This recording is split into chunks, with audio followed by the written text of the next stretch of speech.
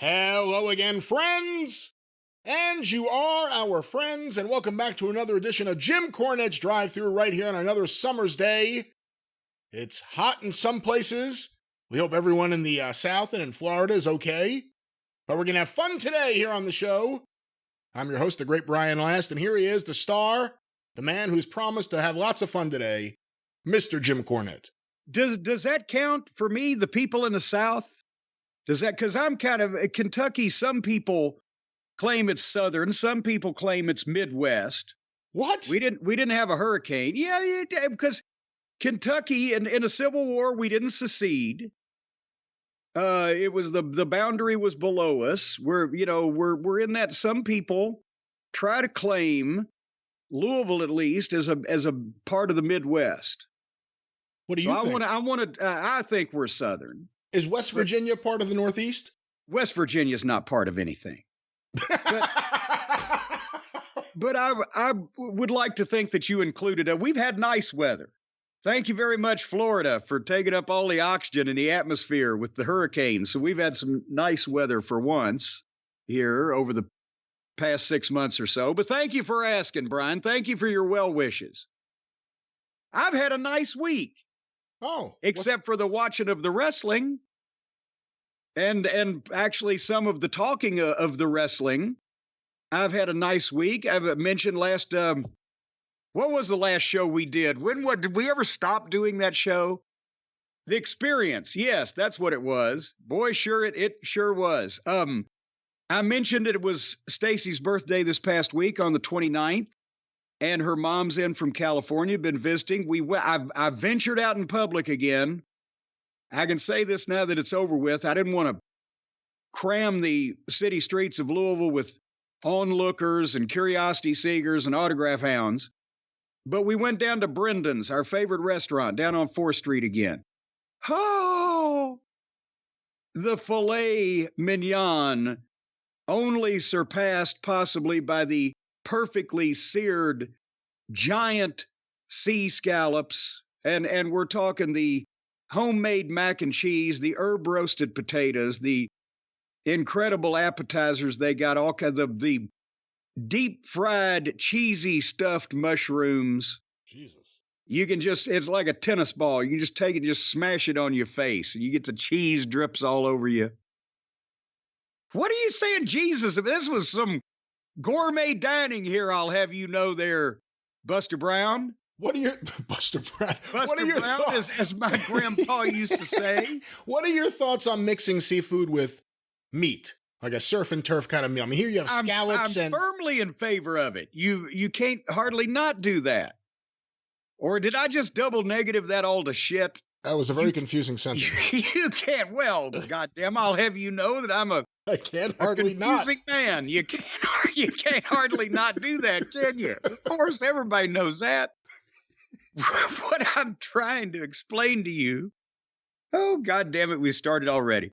What I'm trying to explain to you, you got to have the surf with the turf. You can't just surf. You got to get back on dry land at some point.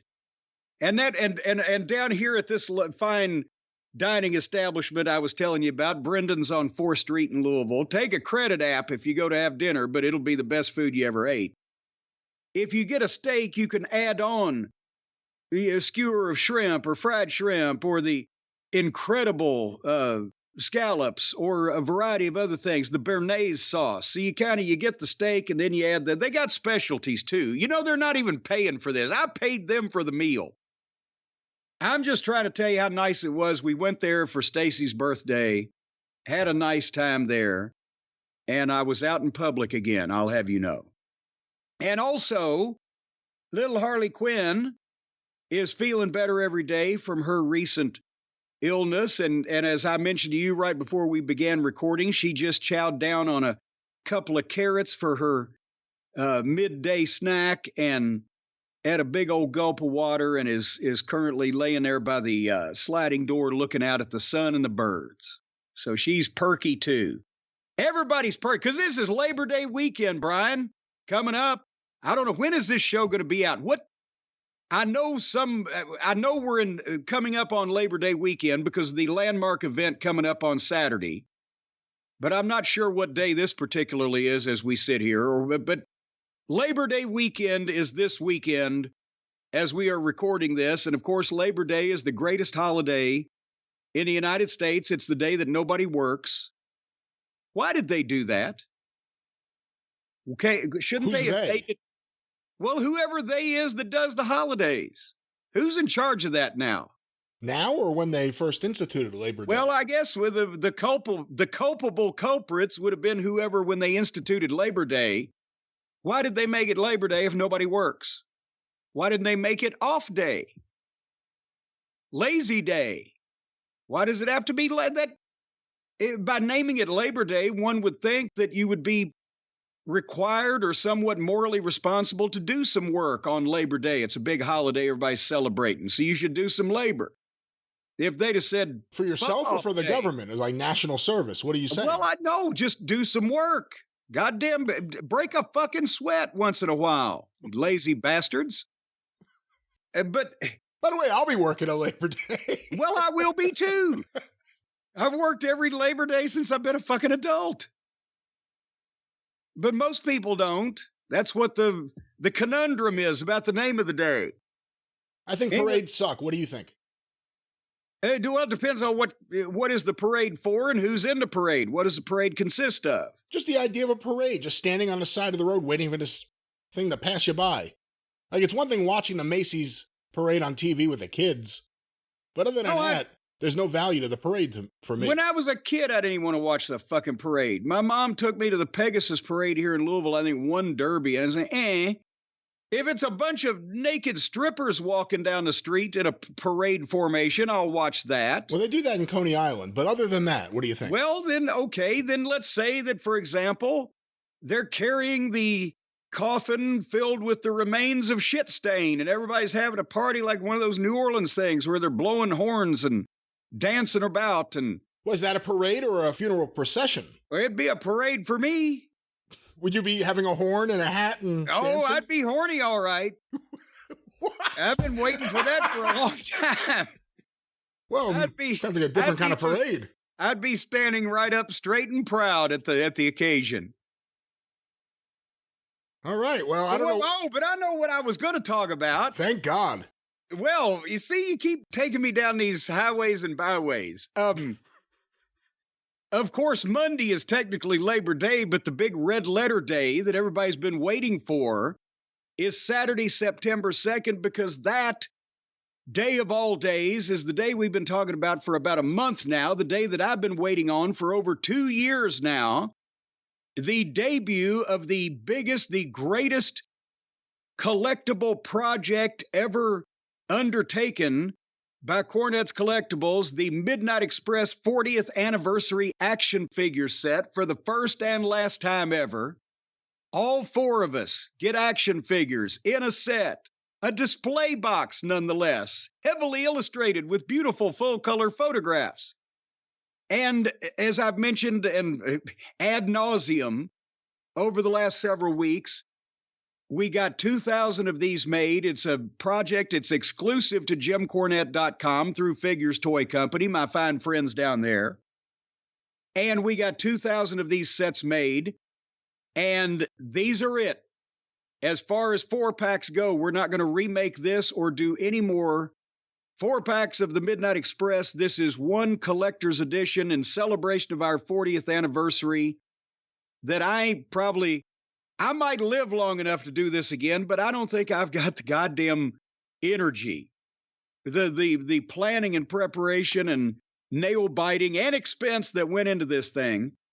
The collector's package comes with a brand new, not sold separately anywhere else, 28-page full-color book of the Midnight Express's milestones, all the way from our birthdays to our greatest triumphs, and also some of our contract disputes and behind the scenes, blah, blah, blah. But big gates and crowds, all that great information, as well as an 8x10 autograph picture of myself. It's a reunion picture of all four of us, signed by Dennis Condrey and Stan Lane, and personalized to your specifications by myself, and a certificate of authenticity indicating that all the autographs are genuine, and this is one of the limited edition 2000 collector's sets.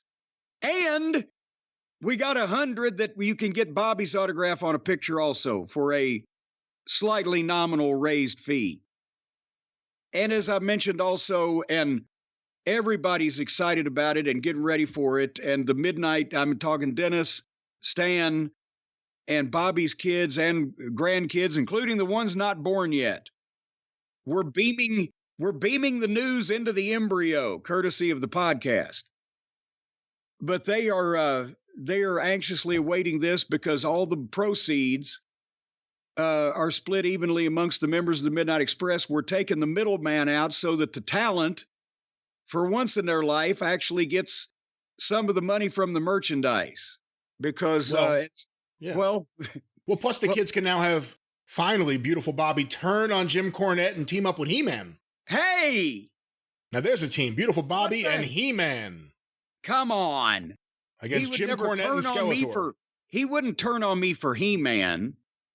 Maybe those Viking figures that I was telling you about that I used to have as the heels that wrestled the goddamn G.I. Joe with the Kung Fu grip before we had wrestling action figures. But we don't live in those dark days anymore, folks. We've got wrestling action figures now of the actual real wrestlers.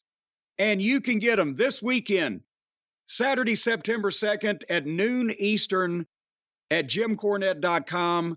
The pre-orders start for these sets. As I said, there's 2,000. We don't know how this is going to go, feast or famine. But if there are any left, they will go on general sale the first Saturday in October, with all of the other merchandise on JimCornette.com. But right now, if you want to pre-order the set and make sure that it's locked in and you don't get left out, you can order the Midnight Express figure set, but you can't order any other of the merchandise at JimCornette.com because we don't want to hold on to your money for 30 days and complicate the issue. If you want the Midnight figure set, you will definitely get in and get yours locked in, and then we will take the month of September to personalize all those photos, pack all those boxes, and get the brunt of everything out to the people starting in October so that we're trying to avoid getting slammed on this thing and make sure everybody has everything they want by Christmas. So anyway, this Saturday, or if you hear this on Sunday, yesterday, but jump in as quickly as you can, if you can, and make everybody happy this Christmas. Brian, this is your show. This is, and get ready. After Christmas, we have the new Bobby Eaton Blue Blood set with Steve Regal. Hey! He decided he wants to go back to WWE instead. We're not going to do that. Oh!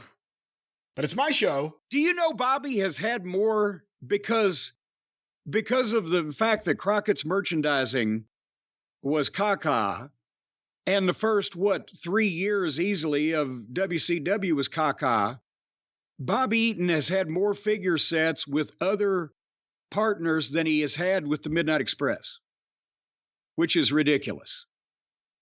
That is and ridiculous. Dennis Condrey's never had a figure at all. This will be the first one ever. And Stan's, as a matter of fact, he had one with the Fabs in the 80s. And that set that Jax, and boy, they were appropriately named. Didn't they do that Legend set about 20 years ago? I don't think Stan got 15 cents in Chinese money off of that with him and Bobby, and that's all that he's had. See, a lot of fans figure that as soon as a wrestler has an action figure that's on the shelves anywhere, they must be making a lot of money from it. But as we said before, that's typically not the case. You have to sell a shit ton of units and have a good royalty rate to make any money. Yeah, that's why Vince, the WWF/E, not Vince personally, but that company always had the jump on everybody when it came to being able to pay the talent more money for merchandise because they jumped in and got the major outlets early, first, whatever, before WCW. And when they had that infrastructure locked up, then they could send out, I'm not even trying to insult anybody personally, but a goddamn action figure of Tits McGee. And just by the fact that it was available in so many places, people would accidentally buy it sometimes thinking it was somebody else. But they did volume. Because we've talked about the ridiculous royalty rate that anybody that's not a Hogan or an Austin or a Rock or whatever, just the regular guys and many of the top guys through history that got jacked off, they get a minuscule royalty rate, but they get these big checks, especially back in the days when it was new, where merchandising money, what's that? And they would get a $25,000 check and say, oh my fucking God. But that may be, 72 cents for each fucking item that, was sold with them involved in it or whatever. So it's like the Seinfeld episode. Remember, we was getting royalties from the Japanese compilation show, the Super Terrific Happy Hour. And it was like 12 cents for each check. Yeah. That's not just like Seinfeld. That's like getting royalties. That's what that is. Yeah, and especially even in the WWE now that they've got the network and they don't sell DVDs and blah, blah, blah. It's not like it used to be, but that's the unfortunate situation. So we are trying to rectify that by, and you had asked me a couple weeks ago, what can guys do if they want to market themselves? They've got themselves trademarked. Unfortunately, you still have to do some kind of volume, and it comes down to having a platform. And, I know the guys, some of the younger generation have the Twitch thing and whatever. I know they monetize that. I don't know if they monetize their merchandise as they could. You need a platform. We have a platform here because a lot of people listen to these programs. We appreciate you. But it's the same thing. It's volume. You can have the greatest action figure in the world or the greatest product in the world, or you can be affiliated with the biggest star in the world. And if you don't have a way to get people apprised that you are selling something or doing something, then they ain't going to buy it. And the problem with a lot of the guys that are trying to market themselves is that are not tied up to a company that puts shit in Walmart or whatever, is that they've lost the platform and they don't know how to create their own. So we suggest everybody in the wrestling business become suddenly entertaining and get into podcasting. Or pay us to call you up once a week and yell at you. One way or the other.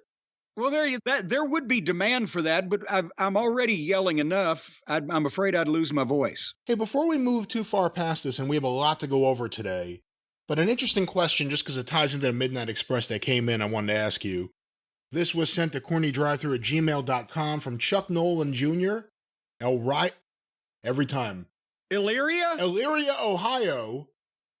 If Jim could go back and accomplish one, would he rather have had a proper match with the Rock and Roll Express at Starrcade 87 or properly finish their run with the Horsemen? Oh, good Lord. Properly finish the run with the Horsemen. Because it was a disappointment that we never got to have.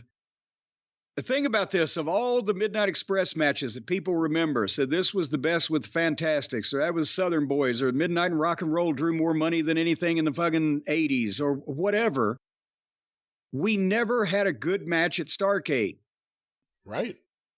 Scaffold, well, it was the... Scaffolds is a different thing. Well, 85 was the street fight, and it was a good match if you could ignore the gimmick that Ronnie Garvin was in, Miss Atlanta Lively, and good Lord.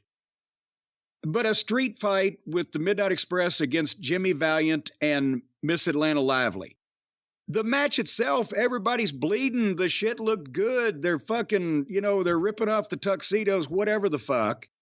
But it was still Ronnie dressed as a woman because of that. I don't know who pitched that. I don't know if it's Ronnie pitched it to Dusty, Dusty pitched it to Ron. I don't know what. Ronnie Garvin has always claimed that he pitched it. He's always complained publicly about Dusty Rhodes and Dusty's booking. They had a big falling out, I guess. But he's always insisted that the 2 times he dressed as a woman were his idea. Yeah. And because remember, the second time he knocked out JJ. Well, no, JJ Dillon was hiding in the closet or about to, and he knocked out Flair dressed as Precious. Yes. And Miss Atlanta Lively came back and did something else too at some point.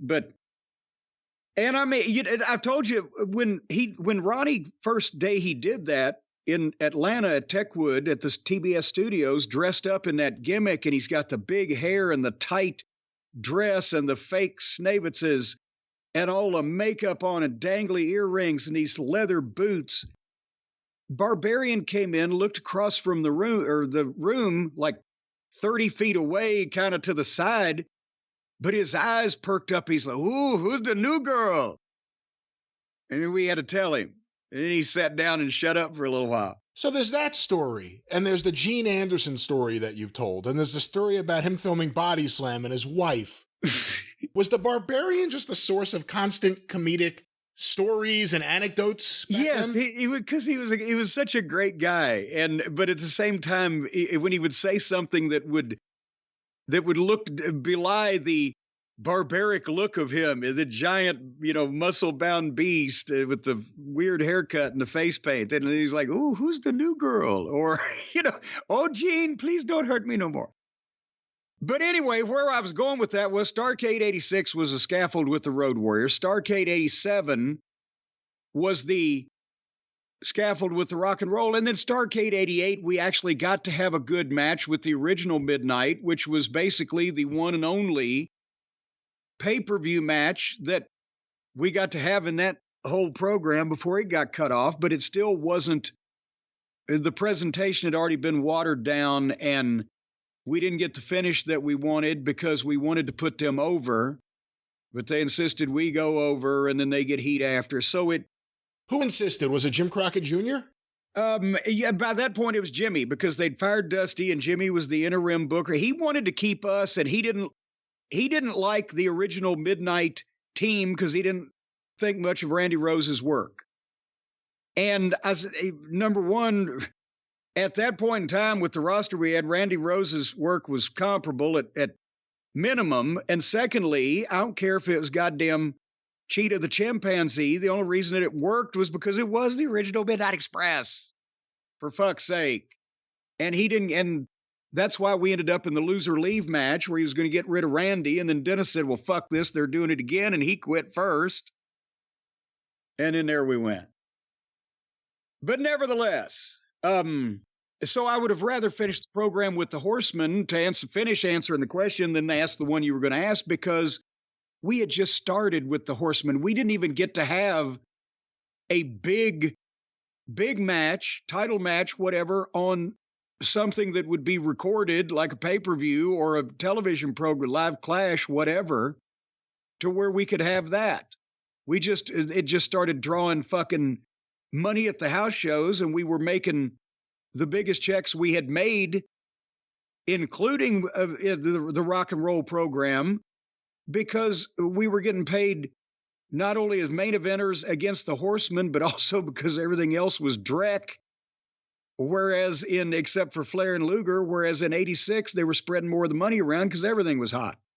The match at Starrcade 88 against the original Midnight Express, was that the best match the two teams had together? Were there house show matches that were better?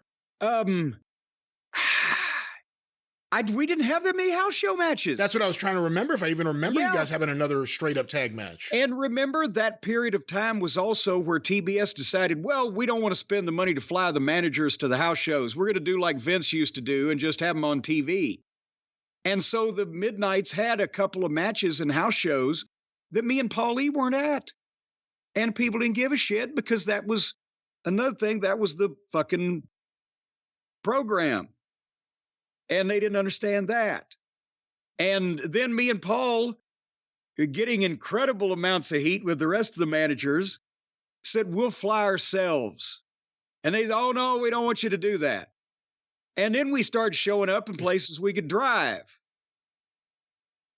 If you guys had started flying yourselves, talk about heat. How much heat would you guys have with a Gary Hart? I'm trying to think who else was still there at that time. They would have all, Paul Jones, because remember, Paul was now getting in the office because George Scott was about to come in. So he was there until George left and he followed. And I'd like to say Gary Hart would have understood our youthful enthusiasm and the fact that it was business because that was the fucking program but he probably would have wanted to cut us just for the, then, you know, it would have made everybody else look bad, but fuck it.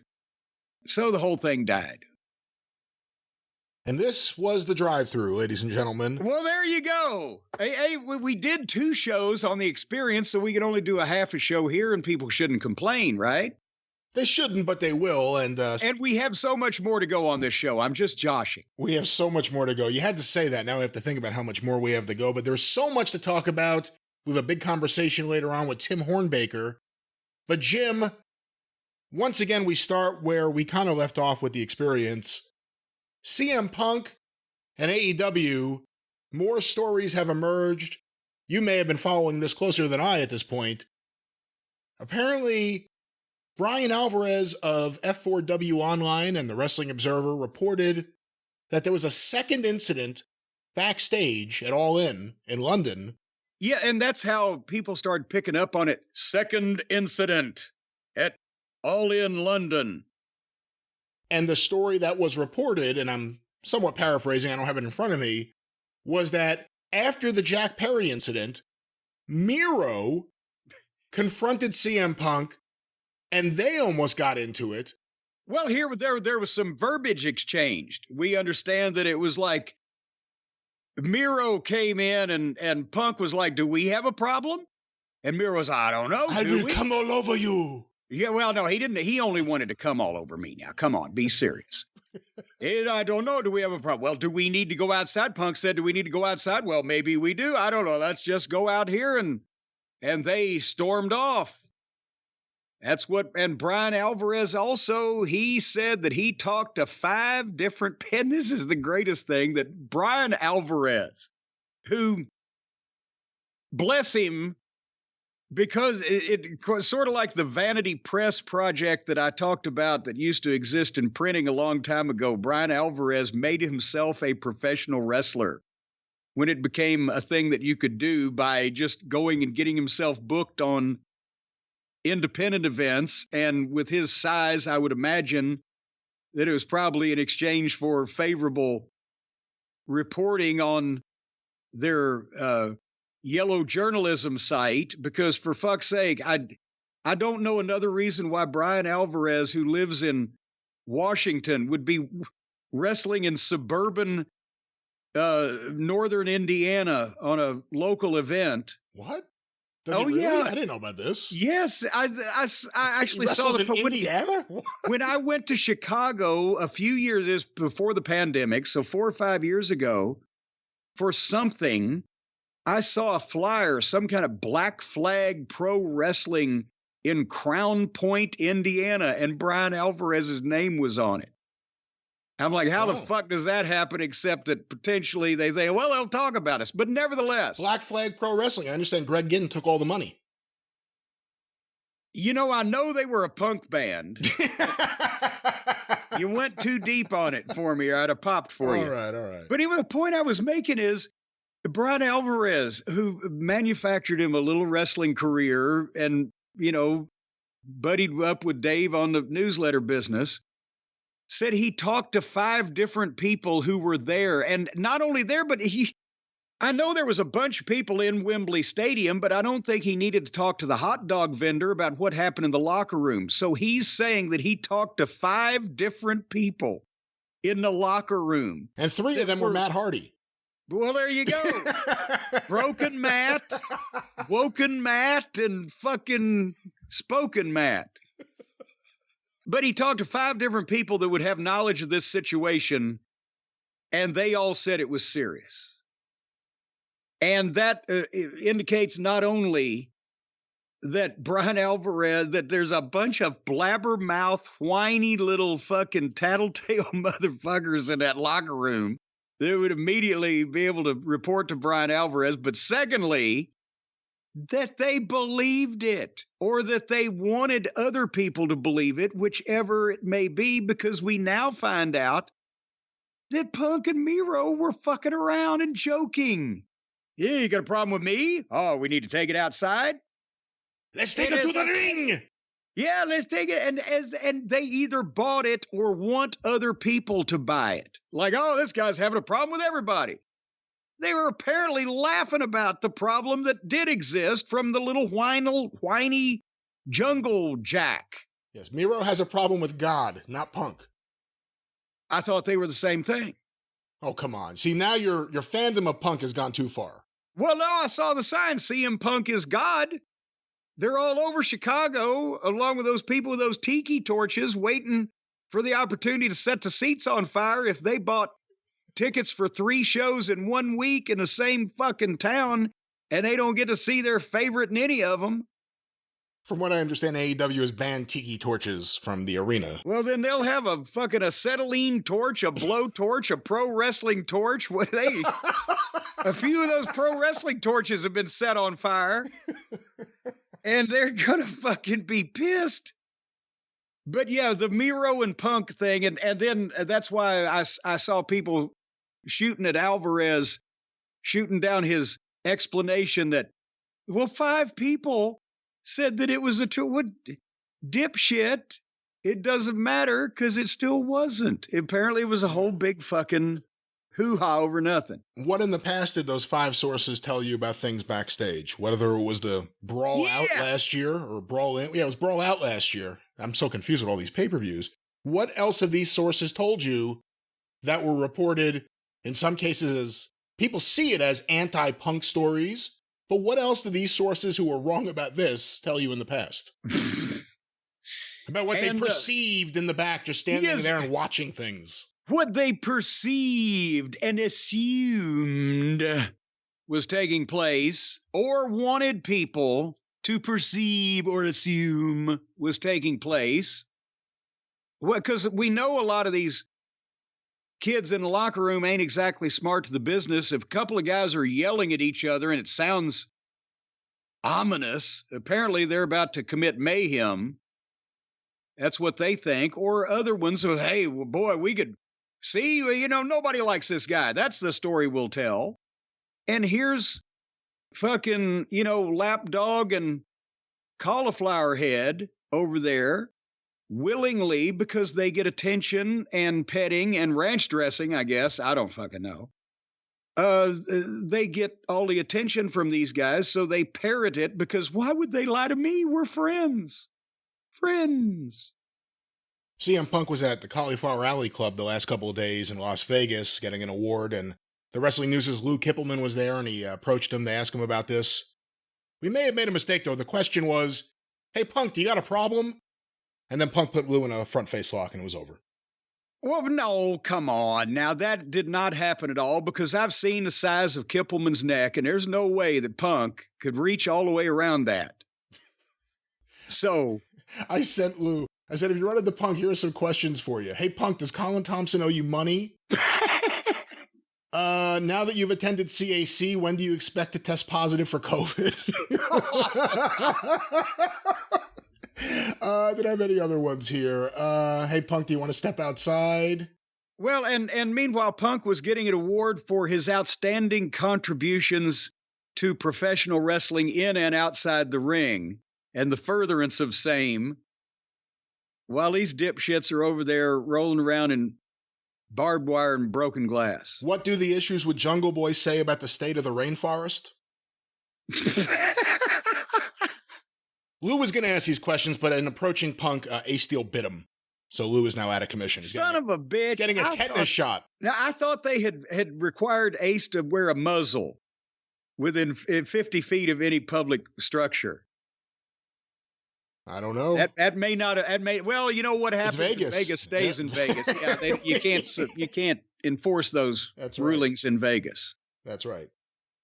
Mike Lano's there, so you can't enforce any rules in Vegas. But Jim, here we are on the show, and that is Punk Miro, and we have so much more to talk about here on the show. Why don't we get a question or two? Let's get a question or two. Before we go any further, I have a question here, Jim. This one, sent to CornyDriveThru@gmail.com, is from Alan in Dundee, Scotland.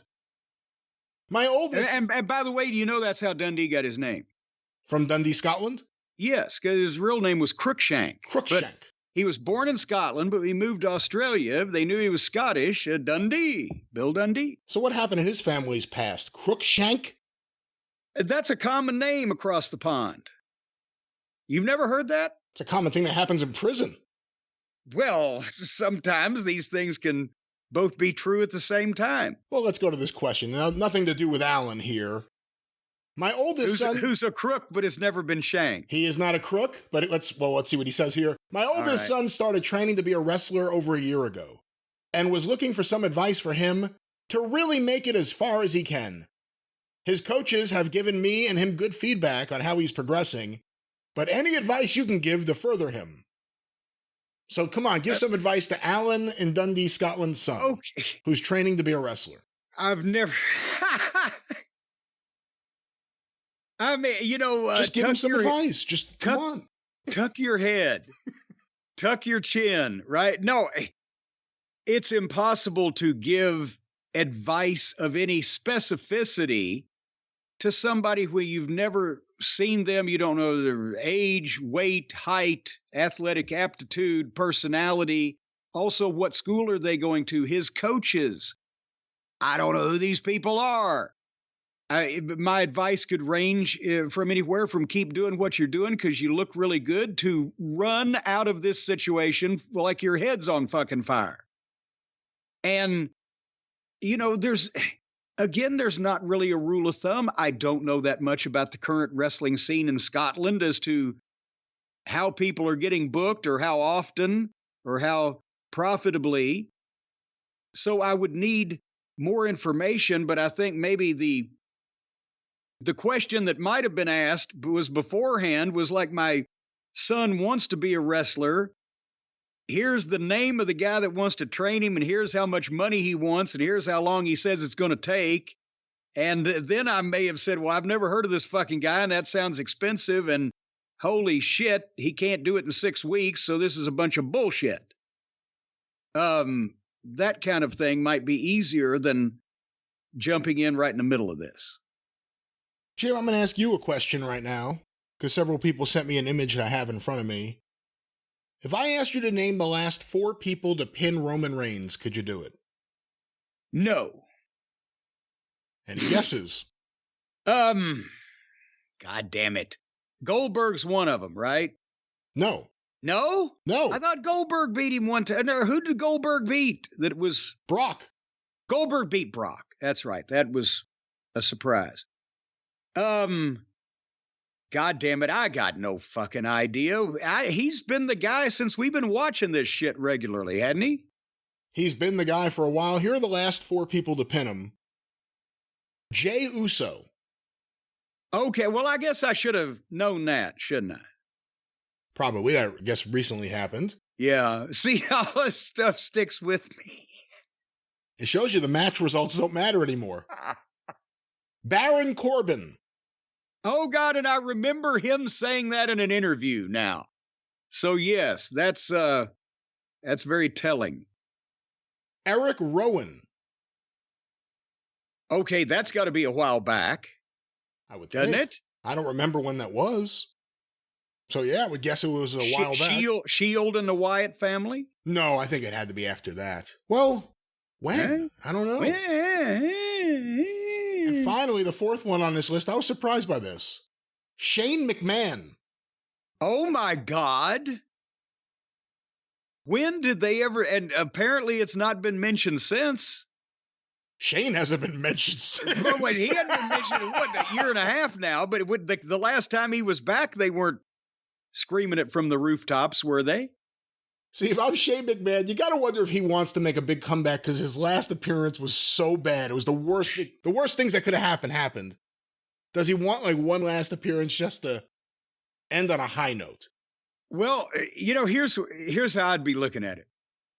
Because now you would think, and I'm pretty sure Shane would look at it differently. I know he would love, because of his drive. He is physically driven. He likes working out. He likes athletics. He's the gonzo guy. He's put everything into all of the bumps he takes. He probably wants dreams in his head.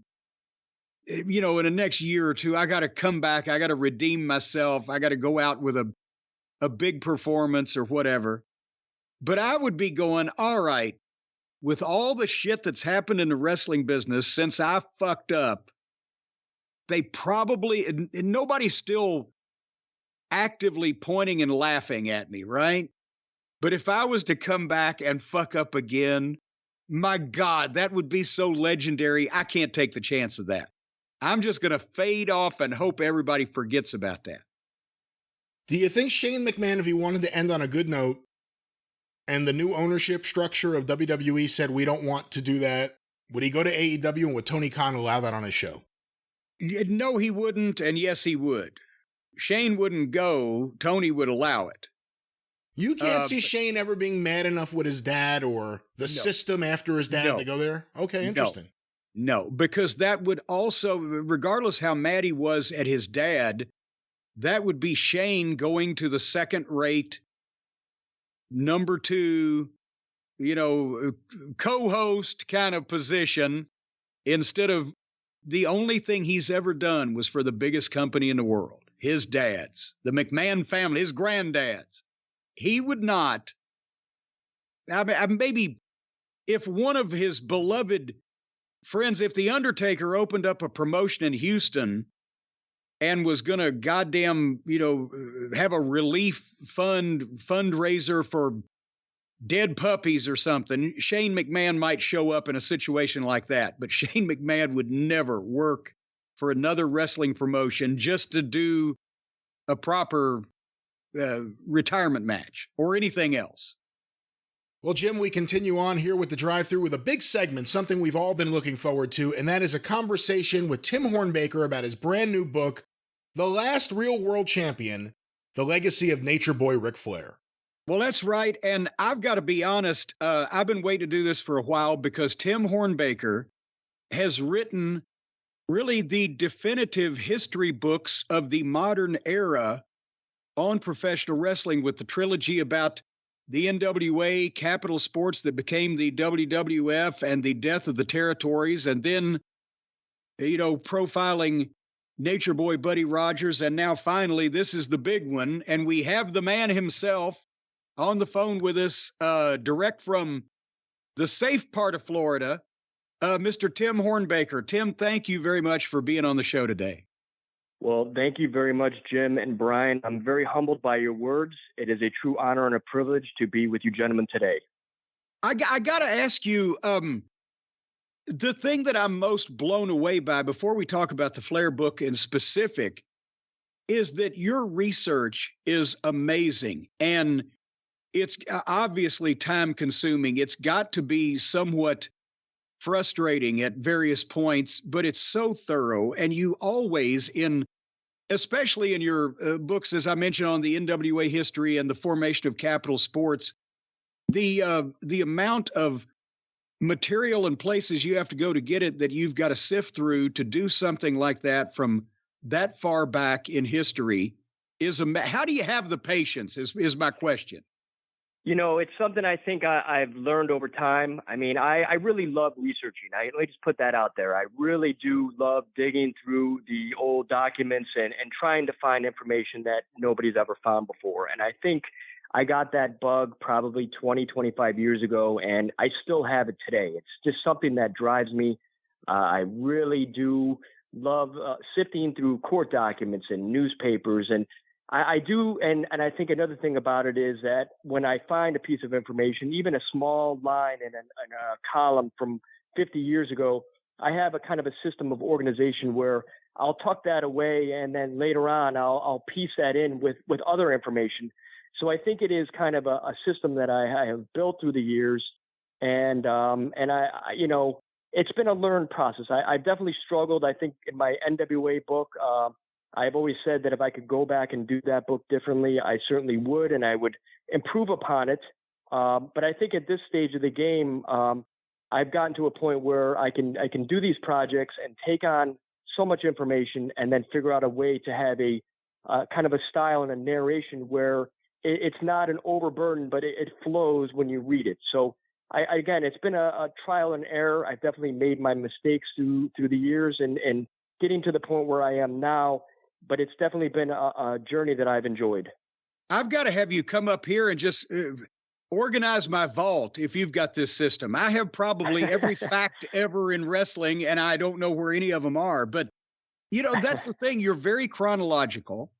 And you said that sometimes you find facts that nobody's ever known before. Actually, they've been there all the time. They weren't remembered or weren't important because people didn't know how to put them together. But when we go back and look at your books, especially me knowing somewhat, and Brian knowing somewhat about wrestling history anyway, things we read make more sense to us with this fact that you've written, because it applies to stuff we already know. Okay, that's why potentially Jack Pfeffer dressed the way he did, or whatever the case, right? And that's very helpful. Absolutely. Yes. And you did the history of the promotions, and then you tackled Nature Boy Buddy Rogers, which was an amazing read because he was, not only an innovator in the business, but he was not only did Flair inherit a nickname and certain, characteristics of the gimmick, he made it his own, but these two guys in their own separate generations were the ones who spawned so many fans that were wrestlers, that were in the business. The aficionados of Nature Boy Buddy Rogers, all the way from Ray Stevens to Jackie Fargo. And then the countless people that have emulated Ric Flair in some way or another. Were they the two most prolific guys in the wrestling industry, maybe, at spawning fans in the business who became imitators or homagers or whatever, and carried their personalities into their own gimmicks more than anybody else ever? They have to be. I mean, I agree with you. They really have just influenced so many different people who in turn have influenced people. I mean, if you even go to, look at, Ray Stevens, like you had mentioned, he was influenced by Buddy Rogers. And now how many people have been influenced by Ray Stevens? I mean, I think we're looking at a lineage of wrestling history Flair. Here with these two guys. Yeah, exactly. Flair. So so I mean, you look at this lineage and it keeps going. And I think a lot of younger guys today are still marveling at what Flair has done in his promos and his wrestling style. And they should. I mean, he has, and even Buddy Rogers, I mean, they can watch the videos and learn something about what he was able to do and what made him so successful. So I definitely agree with you. But we talked about, Rogers here on the program a lot, in that he kind of set the blueprint or the pattern for the modern style of match and the modern style in the TV era of the heel, the strutting, and he pulled my hair ref, and, didn't invent, maybe, depending on who you talk to, but certainly perfected the fucking high spot. One tackle, drop down, arm drag, body slam, drop kick, I'm taking a bump. That's what Rogers called them, sequences. Definitely, and, yes. Flair did not revolutionize the entire business in terms of coming up with something that elementary, because he came along later. It had already, all the really elementary stuff had already been done. But Flair built the modern blueprint of the world championship match. It wasn't the Dory and Briscoe and O'Connor style. It was a faster pace and maybe harder hitting, more strikes.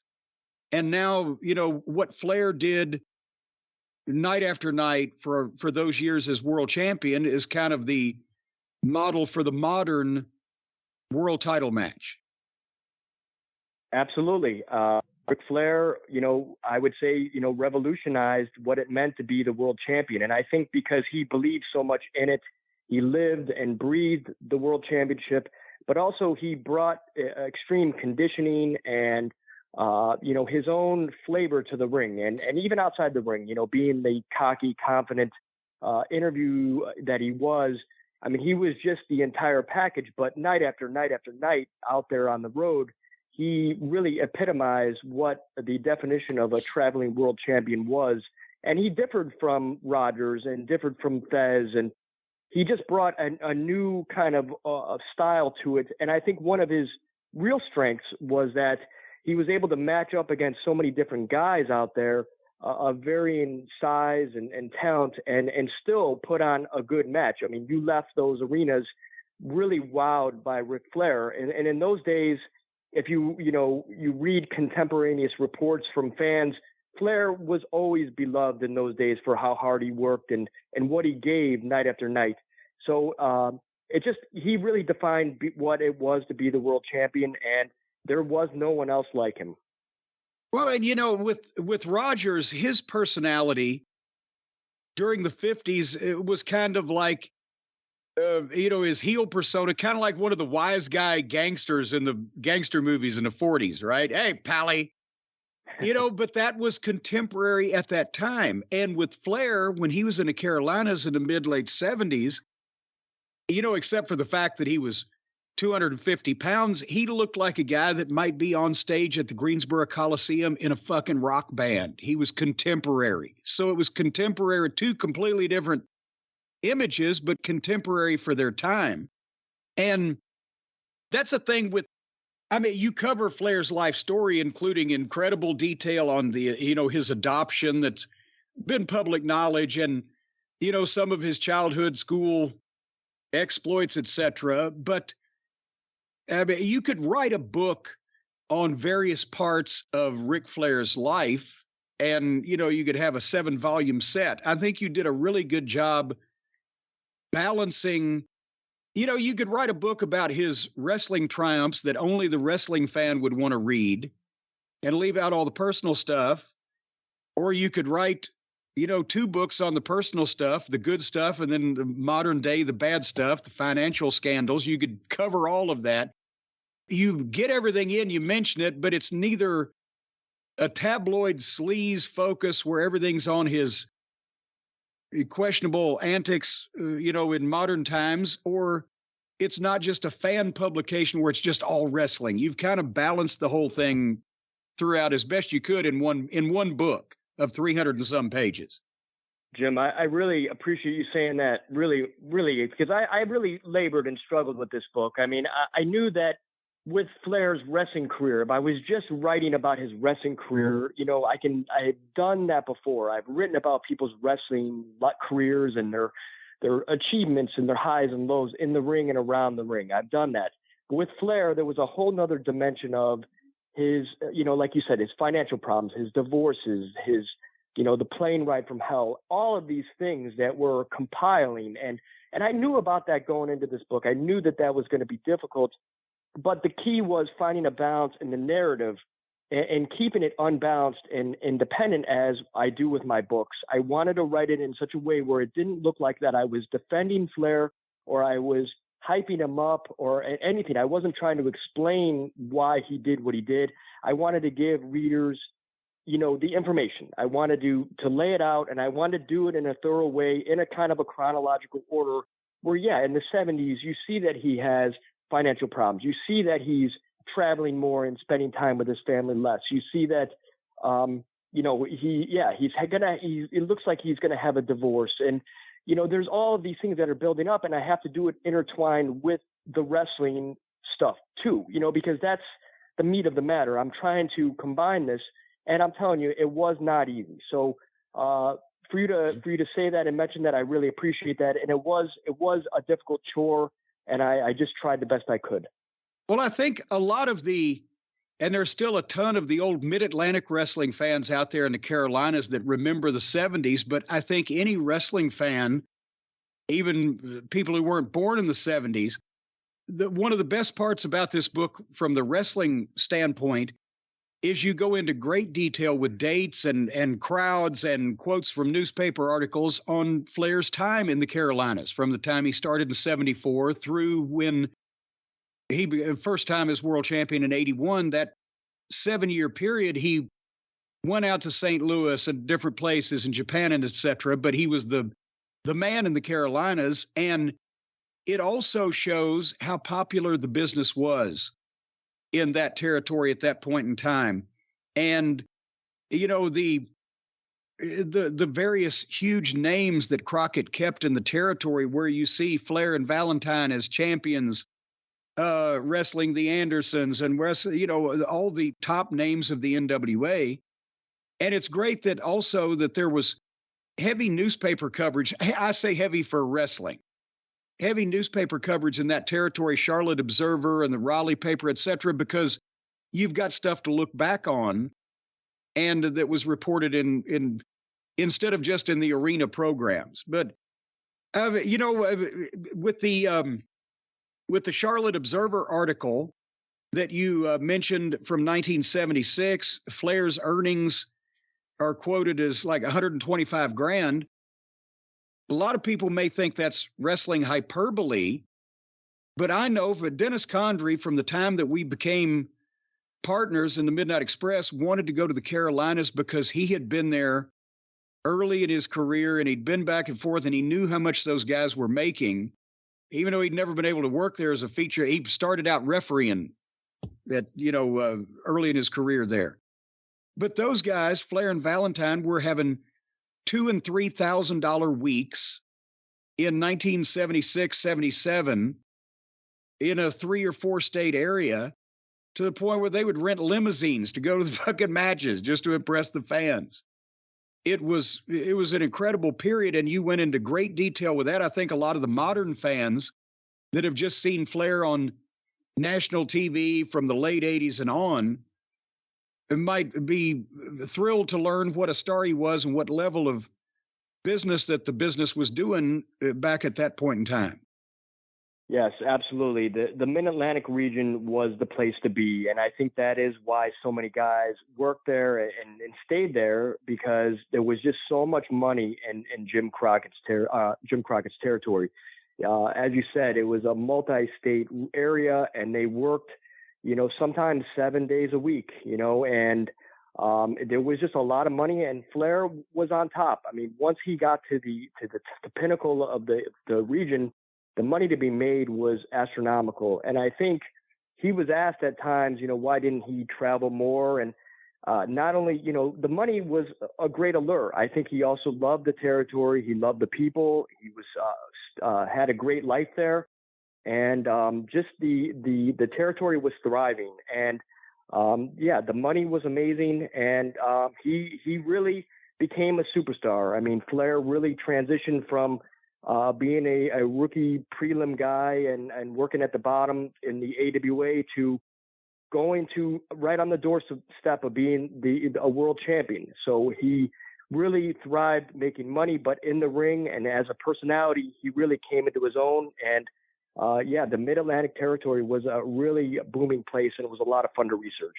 I can tell you firsthand, Flair loved the city of Charlotte. He loved the territory too, but he loved the city of Charlotte. I don't think he actually ever moved except when he had a spousal support issue and maybe wasn't persona non grata in North Carolina for a little while. Yes, yeah. But we all did, because it was such a great place, because there were other. I mean, no place that you could live in the Mid-South territory and still make all the towns was appealing to live in as a city. And, other territories were hit and miss, but the Carolinas, not only the quality of life, and Charlotte hadn't exploded yet like it has now, but it was still a good sized city, but also the way that the people, whether it be the newspapers, whether it be the radio and TV stations, or just the average people at the gas station and the average person on the street, they respected the wrestlers. They knew who they were. It wasn't, they didn't get a lot of shit for being wrestlers. It was a big deal in the Carolinas, and you were celebrities. And the heels still had heat and had problems, but overall, it wasn't like some of the other territories where a lot of people in town go, wrestling. It was a big deal. And that's why so many people, so many guys in the business not only wanted to work there because of the money and the fact that it was the biggest NWA territory, but also it was just a good place to live, and you didn't catch a lot of shit. Absolutely. And I think one of the keys is that, like, as you had mentioned earlier, the newspaper coverage, I think there was a lot of respect for wrestling. I think that the Crockett's had earned a lot of respect locally through different things in the community. And I think they had built wrestling up. While, again, it might not have been totally accepted, but it was treated with respect, as you said. And with a guy like Flair, who, and even all the guys, I mean, they really had a lot of esteem and respect. And it just, like you said, it was a booming territory. And well, who was really who was the guy from Channel 9? What was his name? Harold Johnson? When Flair made the helicopter. That was. Yeah, Flair made the entrance in the helicopter. It was one of the local news helicopters, and the local newscaster was in the fucking helicopter with him. And absolutely, Flair and those guys could call any radio station anytime they wanted, and they'd put them on the air. They had one of the local stations had me be a guest DJ when the regular morning team went on vacation one week, just because they were like, wrestlers were the celebrities in town. And Flair commanded that respect, not only just due to the Crockett, wrestling connection, but also every time one of these guys met him, he was putting the business over, and he was so professionally dressed, and he had the suit or the whatever the case. And you couldn't help but get caught up in the whole thing. And that's one thing that Flair morphed into his person. It was his personality, but morphed into the visual aspect of it. And I've always, joked that everybody else would be on the plane first thing in the morning from some town, sitting in their seat with their head down or holding their hands or their face or trying to go to sleep or whatever. And Flair would walk in the front door with the belt bag in one hand and his brush in the other, in a three-piece suit and the sunglasses, 6:30 in the morning, combing his hair and go, whoo, and he's ready to fucking go. It was demoralizing. Yeah. How many stories did you get from people about his constitution? Arn Anderson used to say, he's not from here.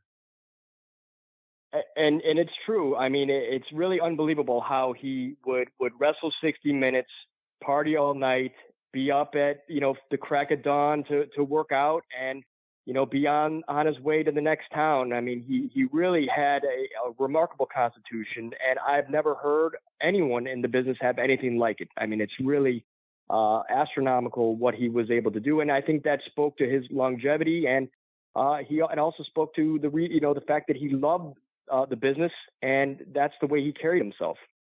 Yeah, the Terry Taylor story is hilarious. And I've seen other examples of this kind of in different places, but Terry Taylor was finally getting a push as a single in Mid-South, and he was going to get an NWA World title shot in the Superdome against Flair. This was 1985. And I remember the tape, Brian, you may remember this, the tape became widely collected and sought after. I think Joel Watts probably sent out the unedited version to some people. But it was a great fucking match, dark as shit, because they couldn't light the Superdome for television. But Flair came in like 2 hours before the show, heavily hungover. And Terry said he looked like he couldn't even open his eyes. And they said, do you want anything? He said, give me a cup of coffee. No, he said, I'm going to go take a nap. And he went and took a nap, and he got up like an hour later. He said, give me a cup of coffee. And Terry still not spoken to him, and they went over a couple of things and then went out and went 45 minutes or whatever it was. And Terry said that he almost fucking puked, and Flair would not stop.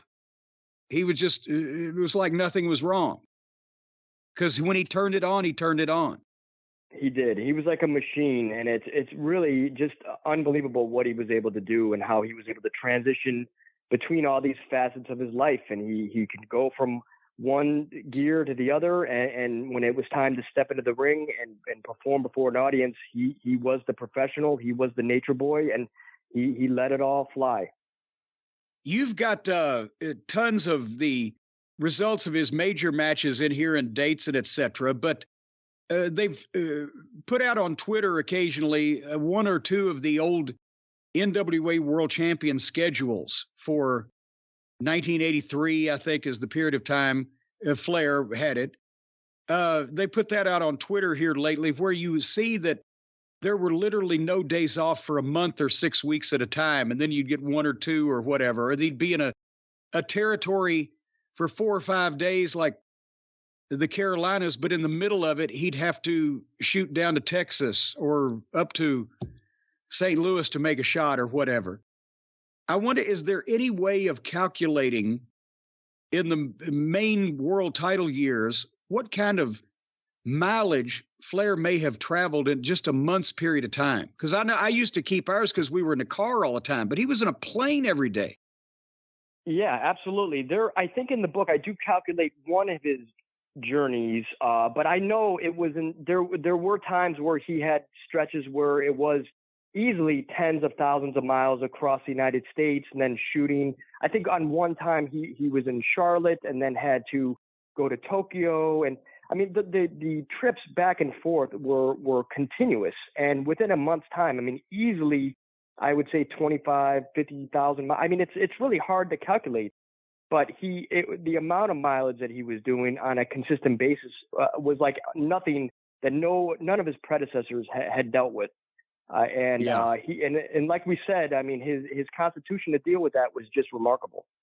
Well, we've talked on this show about a double shot he did one time where they accidentally double booked him. He was in Raleigh, North Carolina for an 8:00 show and Tampa, Florida for an 8:30 show, courtesy of a private plane and people stalling down south in Florida so he could make both commitments. That's got to be some kind of fucking one-day record. I heard about that, Jim, and that was probably one of the most crazy things that I heard of. I actually contacted one of my fellow historians here in Florida to confirm that actually happened, and he said, "Yeah, for sure enough, that did." And I was amazed. Yeah, Flair. All the boys that night in the Dorton Arena in the back when they put Flair on second, we're dying laughing because there's the guy with the car at the back door. As soon as Flair. He's not even going to go back in the locker room. The guy's got his bag.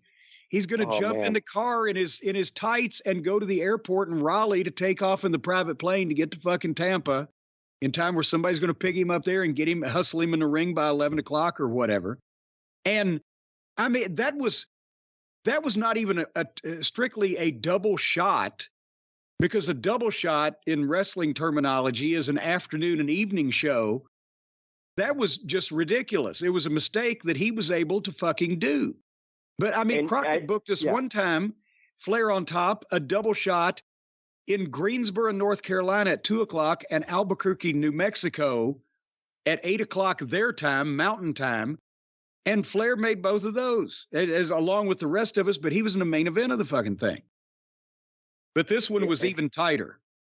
It's incredible. I mean, what he was able to pull off. And I think when Jim Barnett was booking the title before it became exclusive to Crockett, I think Barnett tried to work with him at times. But with the demanding NWA promoters as they were, they always wanted to slip in an extra date here and there. And like you said, Flair was able to meet those commitments even in spite of ridiculous travel and hustling and to his own peril at times. You know, times that maybe he wasn't able to go home or be with his family. He was back on the road making another date. And well, Brian, I know you might have I know you wanted to talk about New Zealand, but also what are we not discussing in the career of the Nature Boy here while we got Tim on the phone? Yeah, a few questions. Tim, in the process of researching this book, how many times did Ric Flair expose his penis to you? Hey! This is a safe space. You could talk about it here. All right, I think I'm going to need some therapy after this. Let's not go down Brian, that road, he thought he saw it one time, but it was really just a baby's arm holding an apple. Well, all kidding aside, the Buddy Rogers book is such an amazing piece of work. I mean, beyond just the book, the research, it taught so many of us so much more about Buddy Rogers than we ever knew. And you go from Nature Boy Buddy Rogers to Nature Boy Ric Flair. Buddy Rogers, unfortunately, no longer here. There was no one for you to talk to. If he was here, you don't have any guarantee he would have broken kayfabe or talked to you about any of this stuff. With Ric Flair, was there any cooperation, and do you think you needed cooperation from Ric Flair? That's a great question. I think in the very beginning, there was a thought process that having Flair's involvement to some degree, just to get some of the harder questions answered, would be a good idea.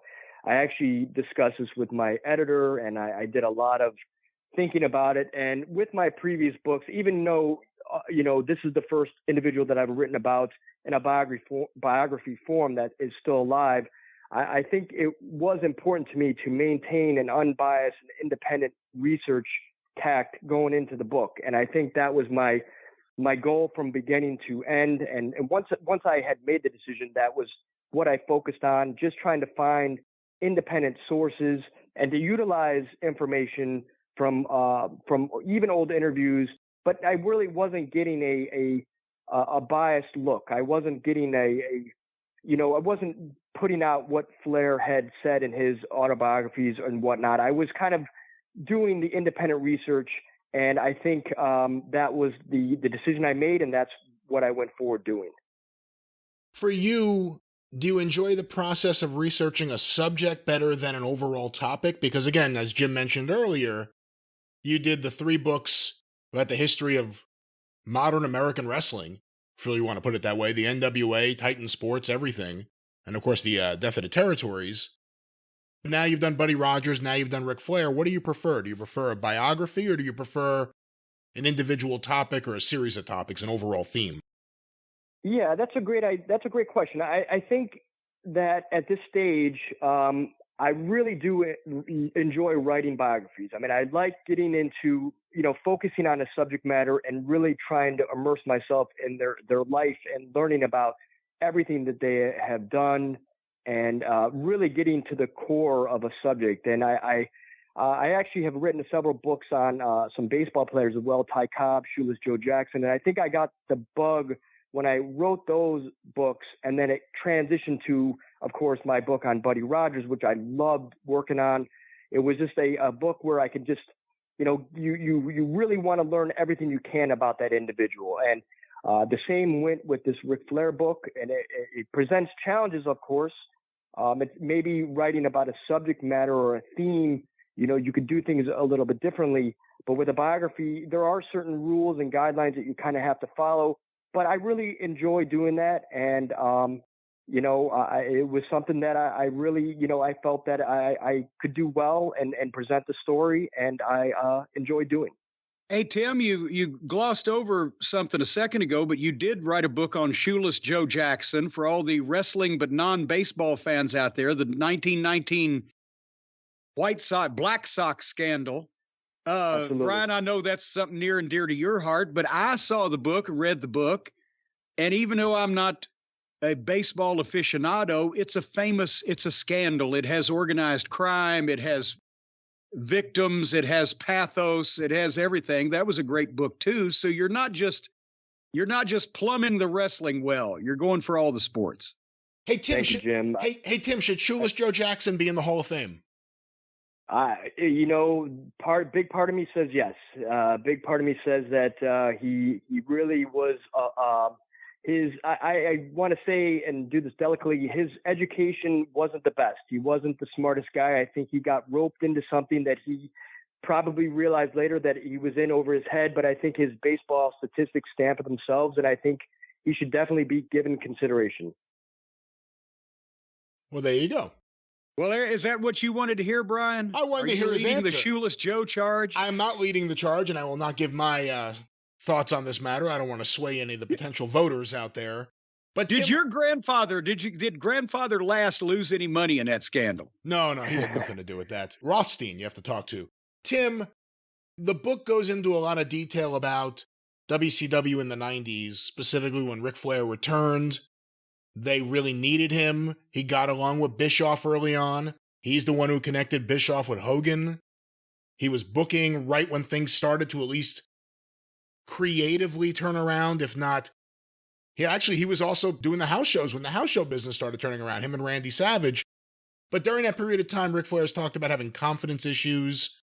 We all know the stories of the way Bischoff degraded him in front of the locker room. There were lawsuits. Your research and everything you looked at in putting this book together, what can you say about Ric Flair's importance to WCW in the 90s?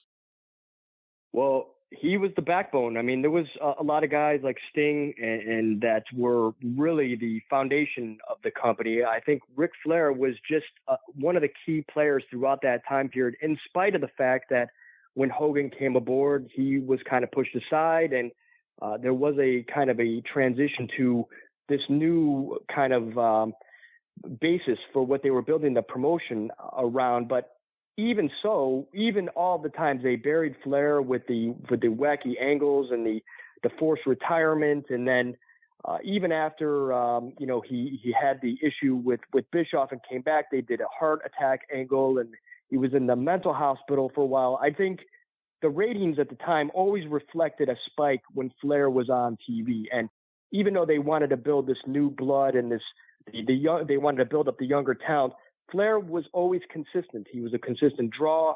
And I feel like had they just utilized him correctly, he would have been an aid in building and turning things around. But instead, they were just destined to fail, and they continuously ran these angles that didn't make any sense, and they were hurting Flair rather than utilizing them to the best of their ability.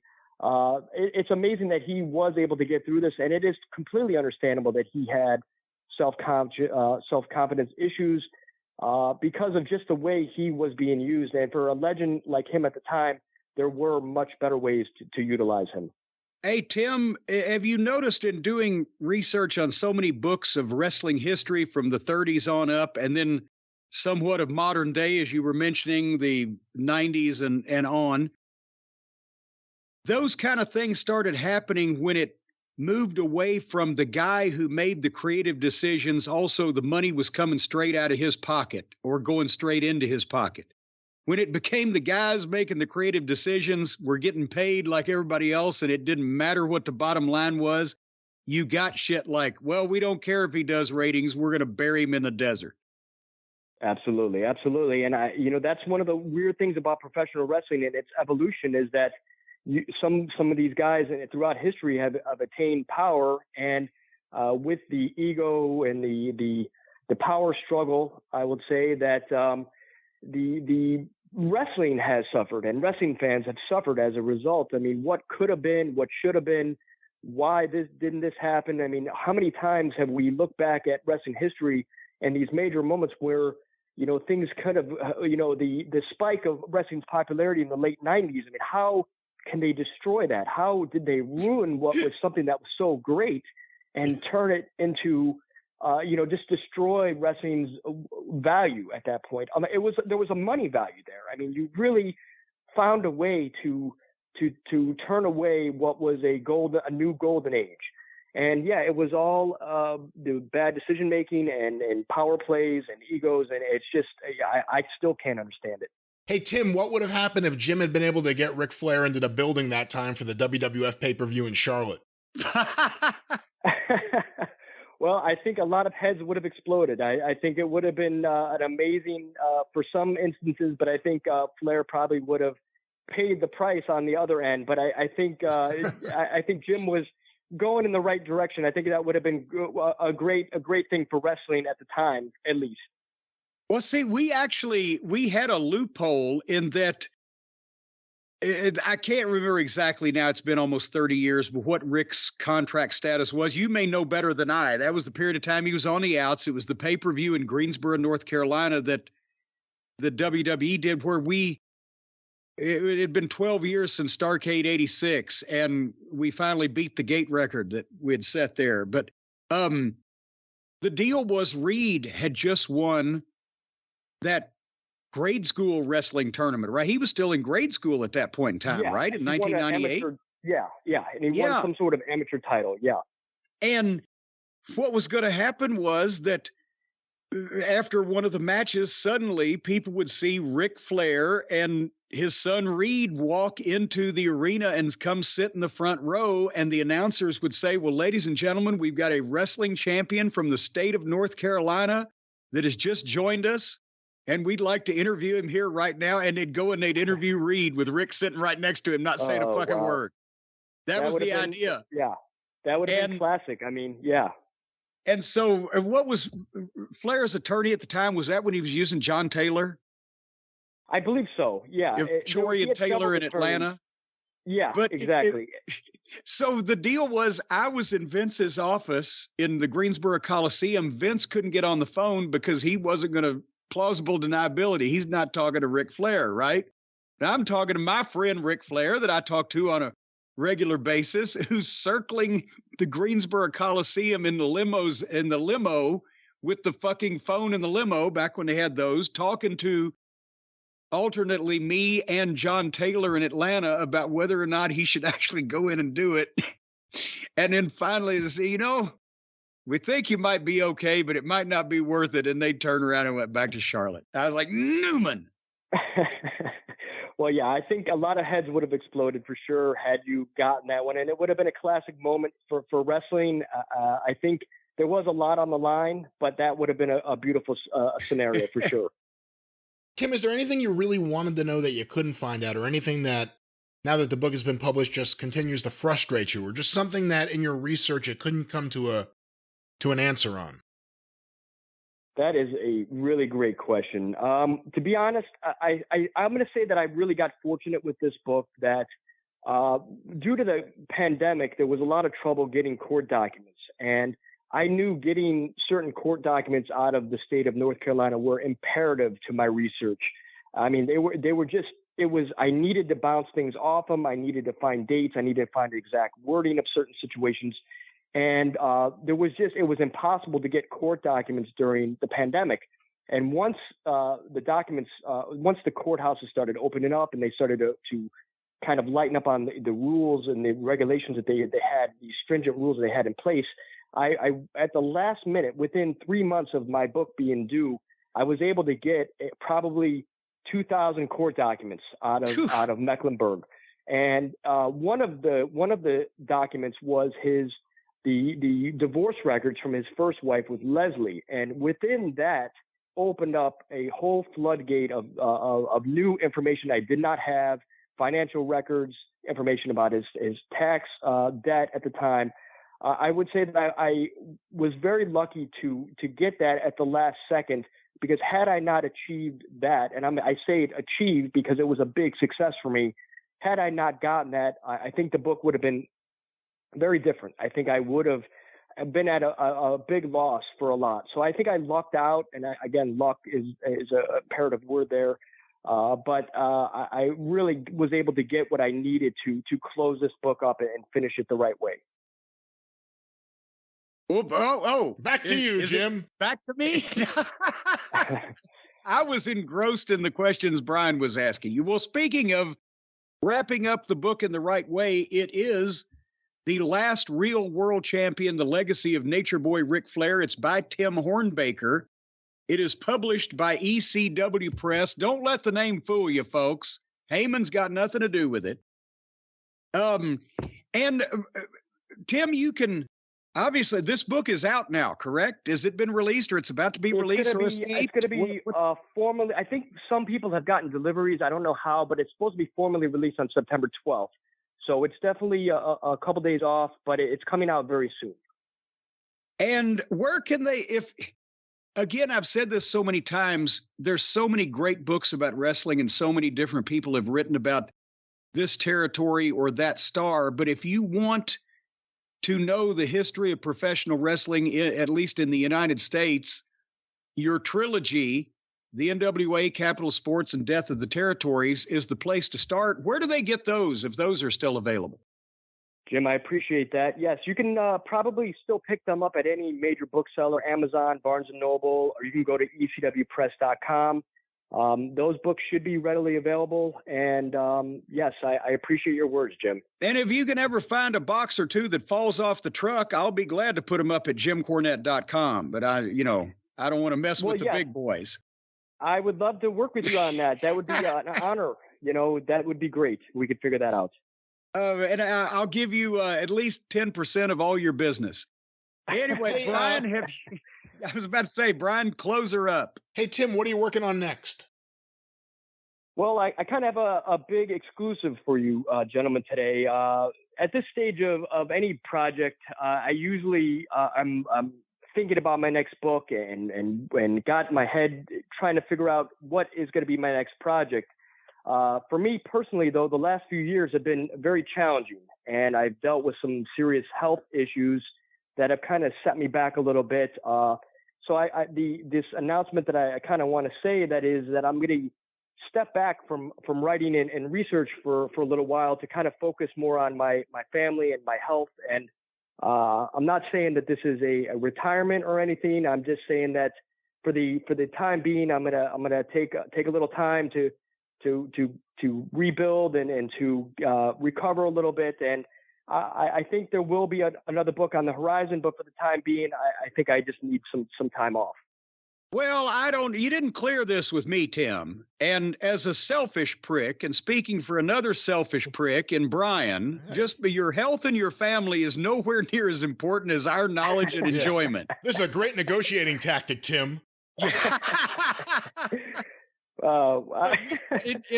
Get well and happy soon and hurry back is all we've got to say, because we can't do without these books for the rest of our life. We learn so much about wrestling from these books. That's right. Thank you so much, guys. And I appreciate all the support. You guys have been great and always, made time for me and always had a kind word. I really appreciate it. And I do look forward to coming back. I do have some ideas, but like I said, first things first. And when I do make my big announcement for my next book, I definitely will give it to you, gentlemen.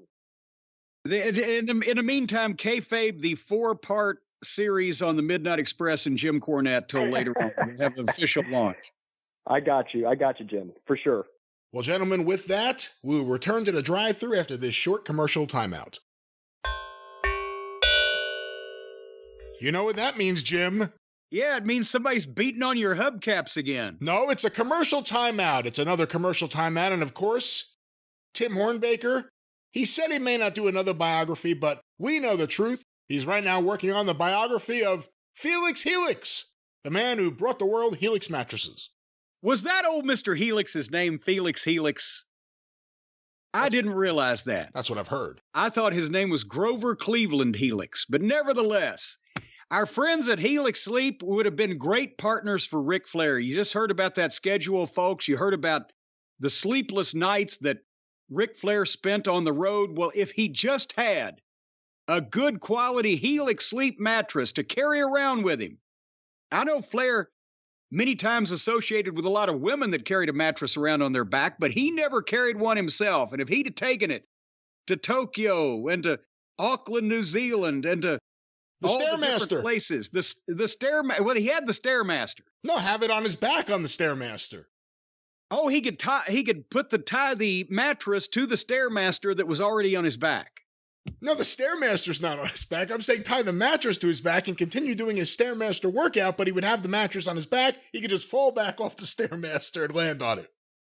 Well, folks, it's a whole lot easier for you. All you got to do is go to helixsleep.com because you won't have to carry a Stairmaster. You won't have to have any ropes or pulleys or trusses or some method of supporting all this. You won't have to even try to figure out how to walk straight down the street with all of this weight on your back. No, because Helix will do all the work for you. All you got to do is tell them what kind of mattress you like. Do you want to sleep on your back, on your side? Are you big and bulbous, or are you tall and skinny? And kids, your kids, give them a lot of information on your kids. What time they get off from school, the route they take home. They don't want that information, and there's no reason anyone should be volunteering that information. Well, but you just answer the simple questions they ask at helixsleep.com, and they will tell you which of their 20 unique mattresses, including the award-winning Luxe Collection and the newly released Helix Elite Collection, is perfect for you and your scrawny little frame that just wants to get a good night's sleep, but you feel every night when you wake up in the morning like you've been sleeping on a sack of cobblestones because you got one of these store-bought mattresses. Who knows who or what has been done on that mattress before those shady-looking individuals bring it to you and then walk into your home with their muddy feet. No more of that. You order the Helix Sleep mattress. It is delivered to your home in a box that is not unwieldy so that one person can situate it, and then you just open it up and it breathes to life. And you can sleep on it for 100 nights. Do whatever you want on it for 100 nights. We're not going to judge. And then if you don't like it, send that stinky DNA-ridden mattress back to them, they'll give you your money back. Let's be honest. Most people don't have these problems where they leave the mattress in disarray after just a month. So 100 nights. What kind of month is that? Is that a month on the planet Venus? Is it 100 nights? 100 nights. I'm sorry. No wonder you said it was a month. I'm sorry. No wonder you're always running behind. No, that's 3 months and a little more last time I checked. I'm on Hawaiian Brian time. They come with a 10 to 15-year warranty, depending on the model of the mattress. And since everybody sleeps differently, you may be the odd duck and not like yours, or maybe you weigh 800 and 900 pounds and you're going to crush the poor thing. Whatever. It's covered. So all you got to do right now, if you want to lay your weary head down on a model with memory foam to provide optimum pressure relief, or a more responsive foam to cradle your body like it's a little baby up in a tree. All you got to do, I've mentioned this before, is go to helixsleep.com and use the code helixsleep.com/JCE. Because right now, Helix is offering 20% off all mattress orders and 2 free pillows for our listeners. Go to helixsleep.com/JCE. because it's their best offer yet, and it will not last long.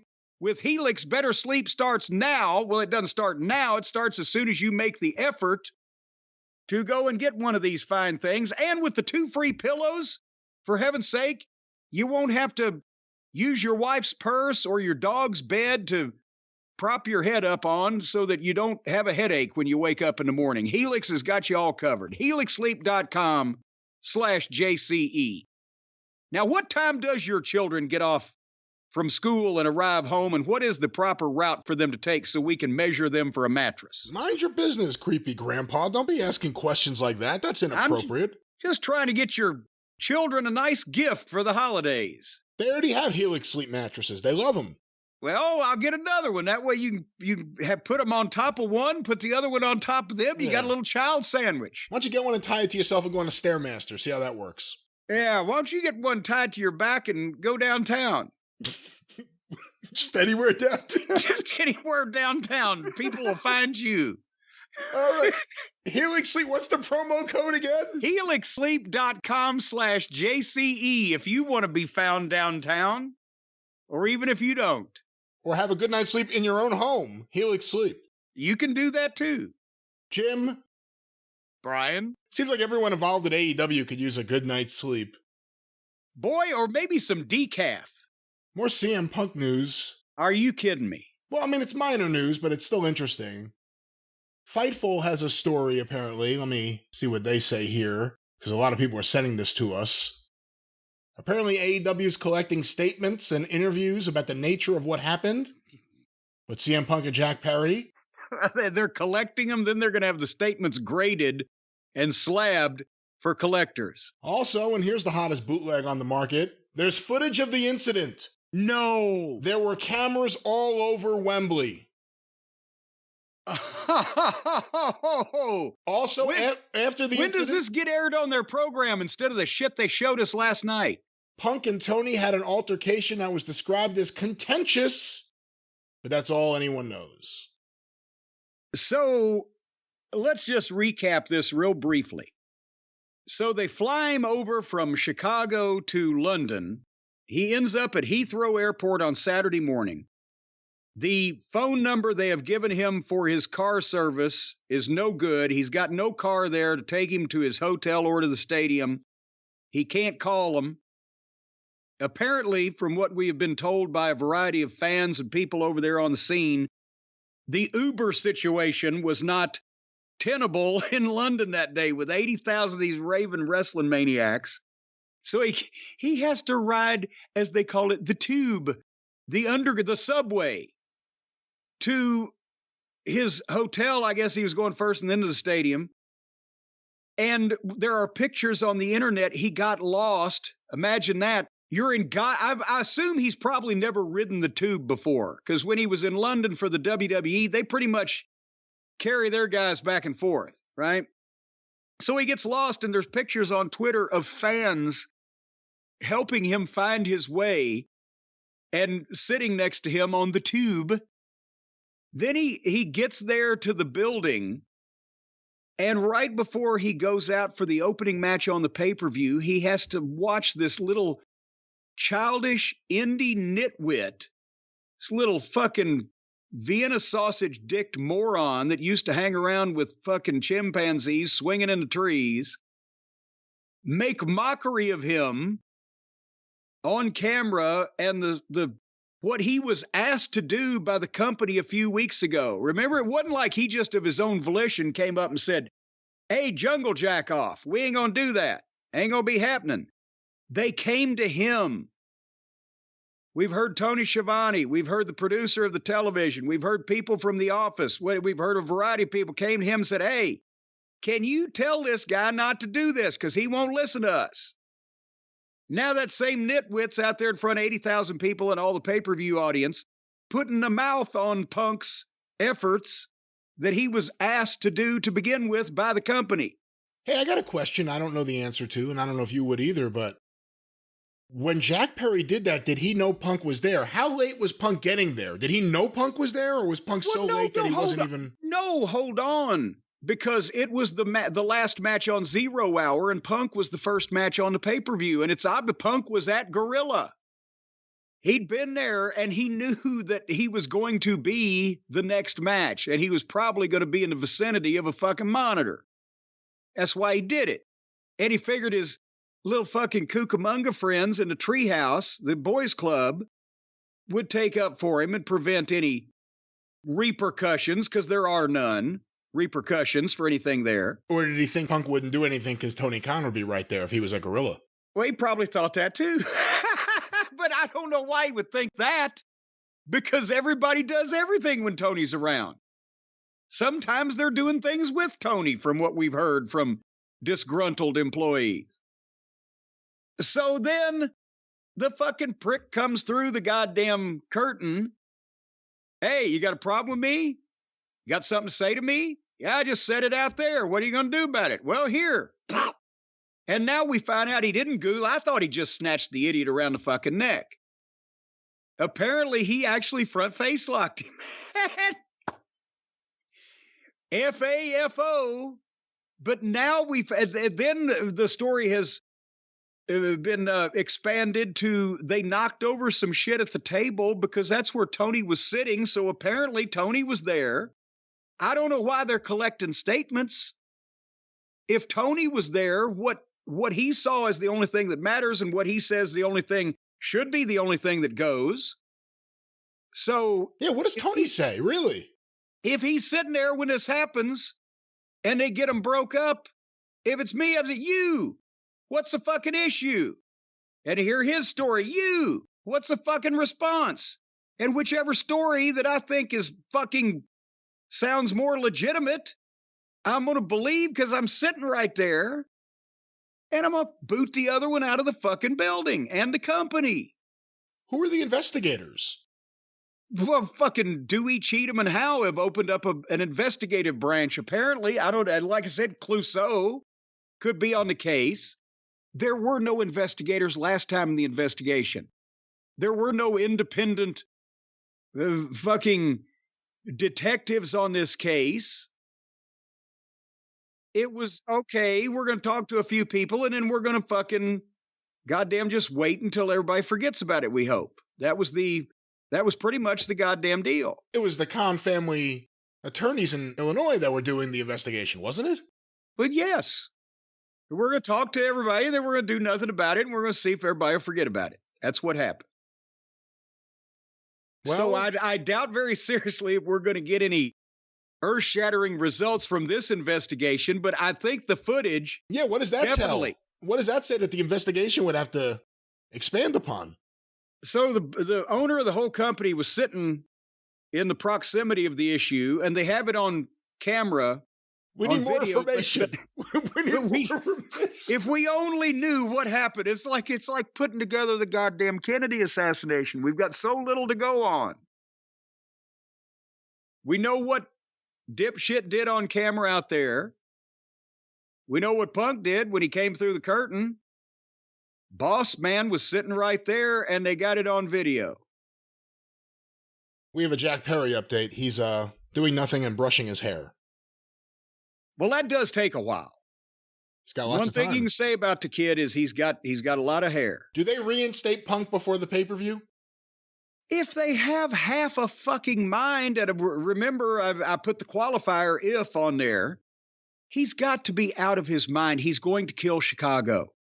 He's going to kill Chicago. If these people, they might not have thought he was going to be on Wednesday night on Dynamite when they bought tickets, but for the people who bought tickets for Collision, Punk's show, and didn't they get screwed out of? They got screwed out of him one time before, didn't they, or did they? In this whole situation. Oh, I'm not sure. I mean, the AEW fans, they take a lot of screwing in. But nevertheless, if he's not on Collision and definitely he's not on the pay-per-view, and when the people bought the tickets, it was after Punk had returned, correct? Where they had every reason to believe he would be on these programs. Right.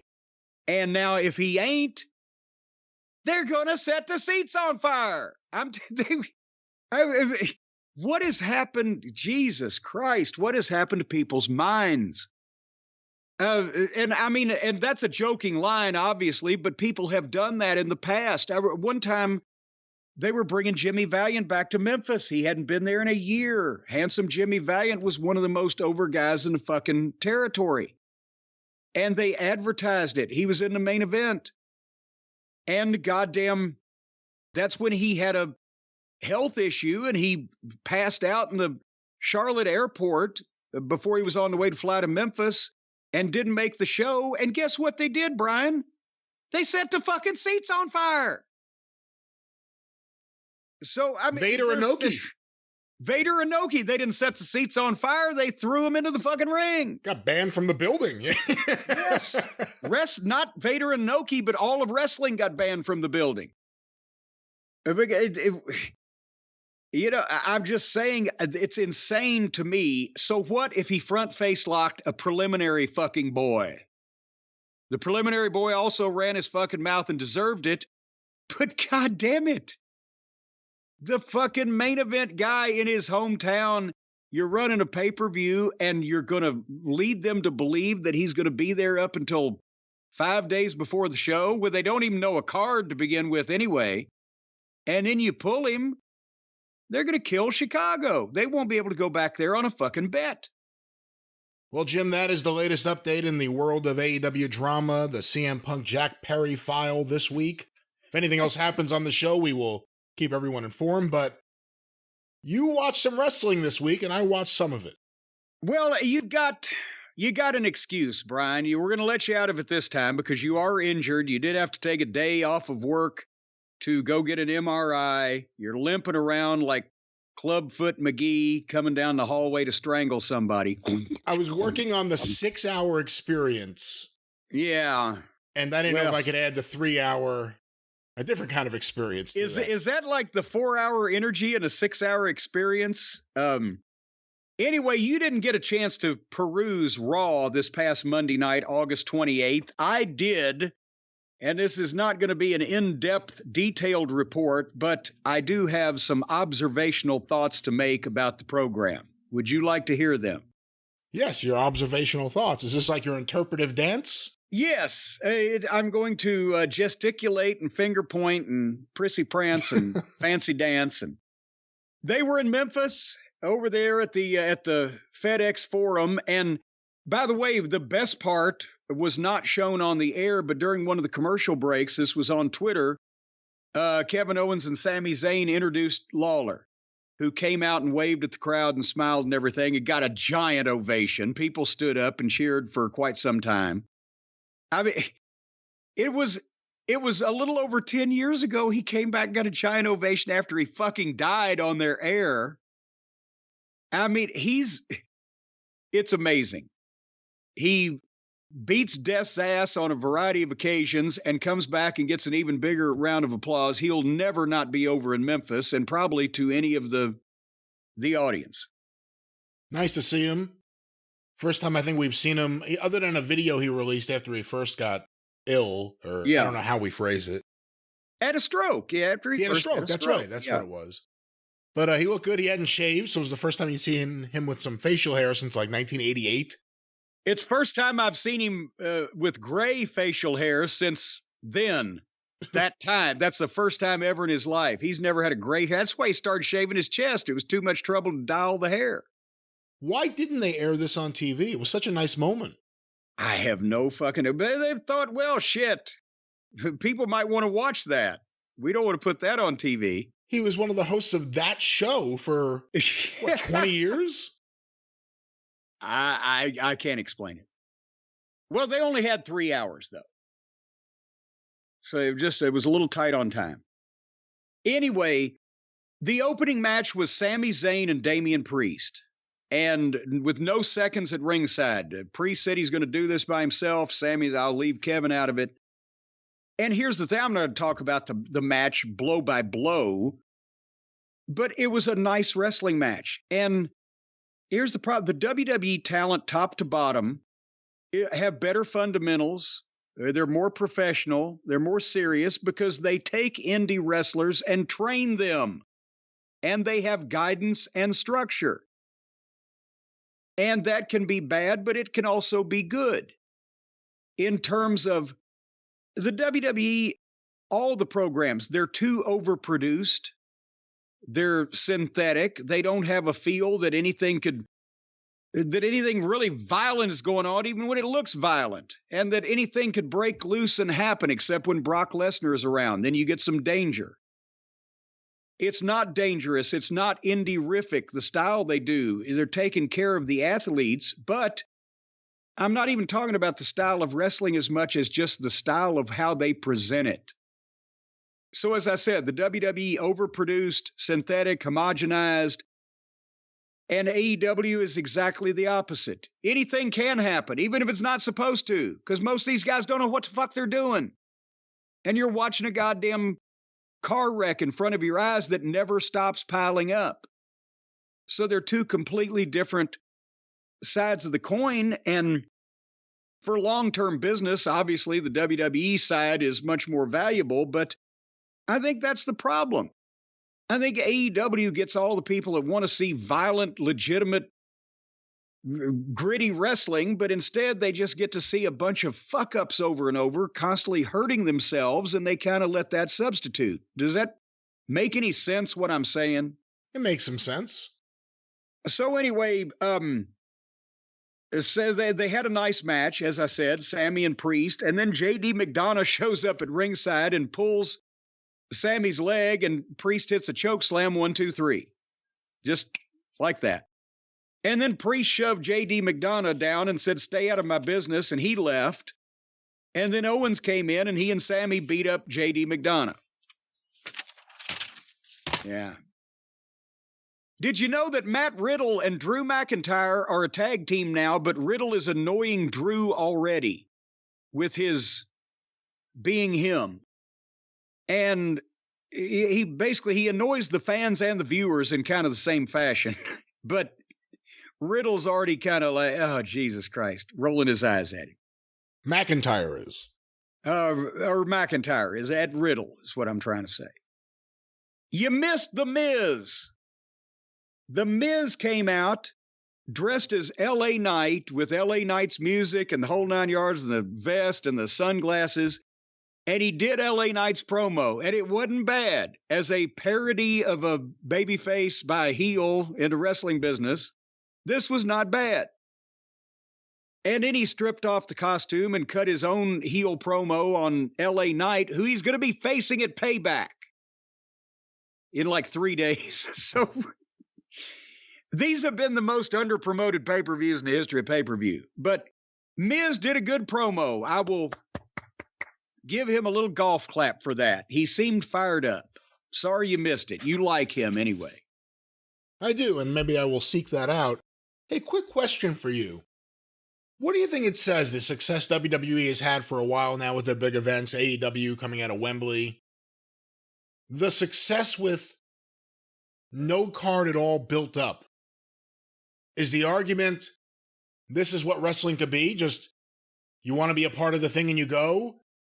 I mean, is anyone arguing that these shows would have done less fans, not more fans, if things had been built up or logically laid out?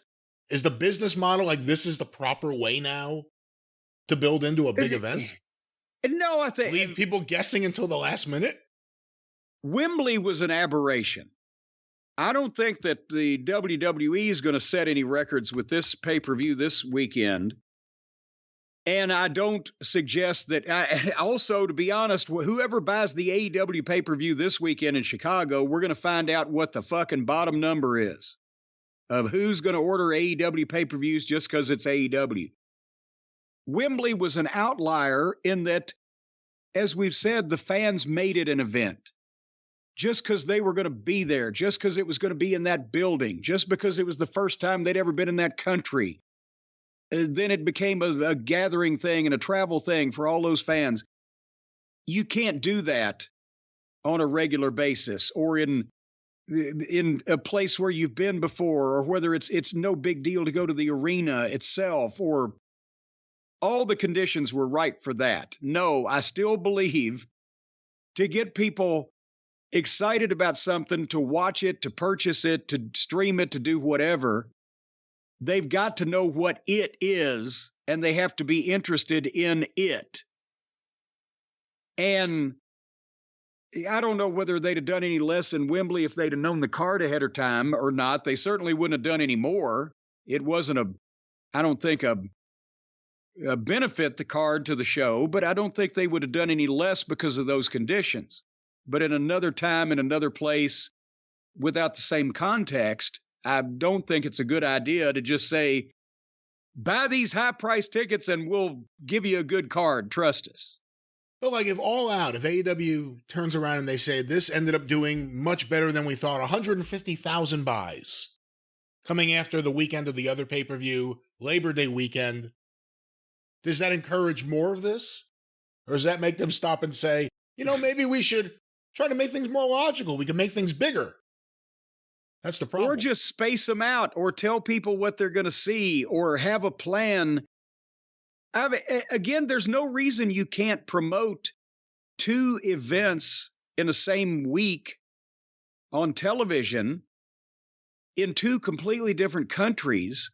And the matches in Wembley could have had an effect. And I know some of them are starting to have an effect, but I'm talking about you could have announced it at the start. MJF or Adam Cole will defend the AEW title against so-and-so, and blah, blah, blah. But, I don't see how they can do 150,000 buys for a pay-per-view after people have just bought the goddamn allegedly biggest show of all time, and 7 days later they want you to buy another one, and they're just going to start telling you what you're going to see after you've already spent the money last weekend. That's just, I know these people are dedicated, but how much money does a motherfucker have? Raw rolls on. So anyway, the Vikings wrestled the New Day while Drew and Riddle were watching at ringside. And one of the Vikings ran Kofi into Riddle and Drew in their laps, and everybody took a bump. So Drew got up and started throwing chairs and threw one and hit fucking Woods in the head with it and sent him to the trainer's room. And then the Vikings leveled McIntyre and beat Kofi. And by the way, that match went through the 9 o'clock hour, in case you're wondering. And then the Judgment Day was in the back. Finn and Priest are continuing to argue over JD Funko Pop. And I just made note that Priest is really good at this. He speaks, he's got a man's voice, and he's got inflection and delivery. But then Rhea jumped in and told him, basically, get your shit together. Because I don't want to hear this. Me and Dom have our shit together. I was tired of hearing you guys natter at each other. She was the best promo in the group. I'm nominating Rhea Ripley for the new leader of Judgment Day if they kick Damian Priest out. Then they did the video tribute to Bray Wyatt, which was an incredible piece of work, but we talked about it on SmackDown. It was the same one. And then that's where Woods is hurt in the trainer's room, but Kofi comes out and says, I'm not mad at you, Drew. And they shake hands, and then Drew says he's mad at the Vikings. So the guy's carelessness hospitalized Kofi's partner, but he can't get mad about it. And then here came the Imperium. And Gunther does the deal where he stands up on the announce desk and cuts the promo. And Gunther's bone of contention is that the first man to beat him in over 500 days was Chad Gable, but he did it by countout. He didn't pin him. Gunther's still the champion, but Gable accomplished one thing. He pissed me off. And tonight, Chad Gable will not beat Kaiser Wilhelm over here, right? And suddenly Shoosh interrupts. And here comes Chad and Otis and Model Girl. And as I mentioned, his wrestling is great. And the people are taken to him now, but I hate the gimmick. And the problem becomes, now it's just that people are liking it when the annoying little funny fuck that goes Shoosh shows up and shooshes Gunther, the pompous heel. That's funny. We can laugh at that. The Rock did comedic things, but they didn't laugh at the little funny guy. And a lot of people can pull off doing comedic things, but when this guy has been presented as this for so long, and then they're reminding people of it while they're trying to use him seriously against Gunther, he's wrestling seriously now, but he's acting like he's 9 years old. So anyway, next week it's going to be Chad and Gunther for the Intercontinental title, so we got to watch that. No stipulation or anything? Not that I heard. Not that I want a stipulation, but just in terms of time limit or anything? Yes, no, just for the title. But in the meantime, they had Chad versus Kaiser Wilhelm here, and I like both those guys. Both guys can work. But it's the presentation, not only that I mentioned in the first match, but also that both of them have been presented as flunkies. And this match went through 2 breaks. And finally, Gable Germaned the guy, and Da Vinci, the other stooge, came in, DQ. It's the same fucking thing as they did 30 minutes ago, right? And then Otis came in. They got in a big fight. The heels kicked the shit out of Gable. Gunther got in and went for a power bomb, and Gable rolled through it into an ankle lock. But then the heel stooges break that up, and Gunther power bombs him. And he's laying, and they leave. So it's like watching the same thing over and over. Then the Bob Barker RIP video was some of his highlights, general managing Raw or whatever back in the day. But Michael Cole, I believe it was. They edited Jericho out of that. How about that? Well, and you know what? Jericho pitched a fit on Twitter. Well, how dare they edit me? Did he really? I didn't see that. Yes. Oh, okay. That just it's something like, no, one of the fans said, how dare they edit Jericho out? And he retweeted it and said pettiness or something like that. The fucking guy's 100 years old. He's a beloved TV star. He dies, and all Jericho's worried about is whether he gets in the fucking video or not. Come on down. Go back on up. But the comment by Michael Cole was Bob Barker. This is a quote. I wrote this down. Bob Barker encapsulated the fun spirit of what WWE is all about. He got sued for sexual harassment a bunch of times. He sure did. I didn't even think about that. Diane Parkinson says he reminds me of Vince. But just that statement, the fun spirit of what we're all about, the fun, laugh at us. We're not about getting heat on the heels so the people want to kill them so they can see the baby face fucking get even. And we're not fucking presenting violence and emotion and retribution and betrayal and revenge. It's the fun spirit of what WWE is all about. No wonder nobody watches any of this shit anymore, anywhere. So then you missed the entrance of Michael P.S. Hayes. Michael P.S. Hayes makes a big music intro. Oh, wait, hold on. I'm being told it was Seth Franklin Rollins. God damn it, you got me. He came and his hair looked like Michael's when he'd bleached it too much and hadn't put on enough conditioner. It was all out everywhere. And he's got the fucking suit on, and he's dancing and prancing and cackling and singing. And then he's doing the promo. There's a world title match at Payback. with him versus Shaky Nakamura. Seriously. And while Seth is doing the promo, the VTR pops up on the screen of Nakamura, and he's exercising and working out and training at the martial arts. The video made him look better than he does in person. And he was speaking a voiceover with English subtitles. And so then when that was over, Seth kept doing the promo until Shaky showed up looking like a bum under an overpass and laid him out. And stood there and then left. Again, if Nakamura's not 50, he looks every bit of it. And can anybody buy him as a credible challenger for the world title with his unscintillating performances that he's given up to this point?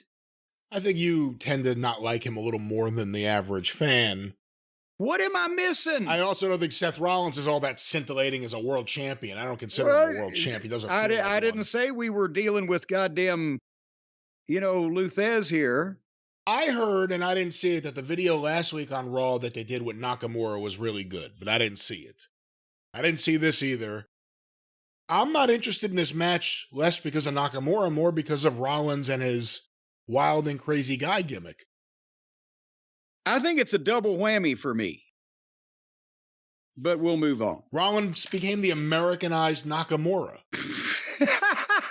So it's like watching like the original version. Nakamura comes out with the music and he's twitching and having an epileptic seizure, and then here comes Seth with different music. He's doing the same thing. I see where you're going with that. Well, anyway, speaking of ringers, Owens and Zayn were in the back, and they're tired of the Judgment Day. I'll have you know. And they have asked for and been granted a match official for Payback. So they are announcing this match in a pre-tape on the Monday before the Saturday of the show. A Steel City street fight. Anything goes. No DQ. Lazy booking. With Owens and Zayn against the Judgment Day. They're in Pittsburgh, I hope. They're in Pittsburgh. That's why Steel City. Well, yeah, they actually asked me, what do they call Pittsburgh? Because they're these two Canucks. They don't know. They've only got aluminum foil up in Canada. And Owens was more pissed at Judgment Day than the fans, I think, are here in this one. And then a match that I would have said I would like to see. Tommaso Ciampa versus Bronson Reed. And Tommaso's coming to the ring. Reed jumps him in the aisleway. Tommaso fights back and kicks Reed's ass. And then they go to the break cold without even mentioning it. And the match had never started. So you're like, was that it? And then when they come back, the match is in progress. And I swear to God, it's like, how many? Again, the heel jumps the babyface. The babyface comes back and beats his ass. Then they come back in the match. And Reed's getting heat. And then Ciampa makes a comeback and picks up Reed and hits his fucking finish on him. The white noise thing that Sheamus does, right? And it was a 2 count. And then Reed just took back over on the babyface again. And they slowed it down. And then suddenly, out of nowhere, Ciampa leaped up and got him in a crucifix. Grapevine to his arm on one side and his other arm with the legs, and hit it perfect and took him over and then lost him on the cover. But the referee counted anyway. 1, 2, 3. That was it. You could do something with both of these guys, but apparently they don't want to. They're kind of in the spot on the card where the only people they can beat is each other. Sounds like I missed a lot. You missed Rhea and Dominic doing a live interview in the ring, with Rhea cutting a promo on Raquel Rodriguez Gonzalez de Molina Jr. That Rhea Ripley is not only one of the better female promos in the business, she's one of the better promos in the business. And the only question I had was, when are we going to lose her to Hollywood? Will she be able to become a Wrestling Hall of Famer before the movies take her away? And then here came Raquel and kicked Rhea Ripley's ass. And she was distracted by Dominic so Rhea could take over, but she came back on Rhea and kicked her ass again. and the heels bailed out and left. Do you notice a pattern here? I do. I didn't see this, but I just want to say this in general. Rhea Ripley, who's one of the top 5 talents in the entire business, man or woman, her selling, when you said she got her ass kicked, I could visualize in my head Rhea bumping off Raquel. Her facial expressions while she's selling, she's so good. I'm looking forward to seeing the match to see what Ripley does with it. Raquel is big. She's got good size. She's not the smoothest talent on the roster, but I think Ripley can do something with it. Then they did the Terry Funk tribute video again.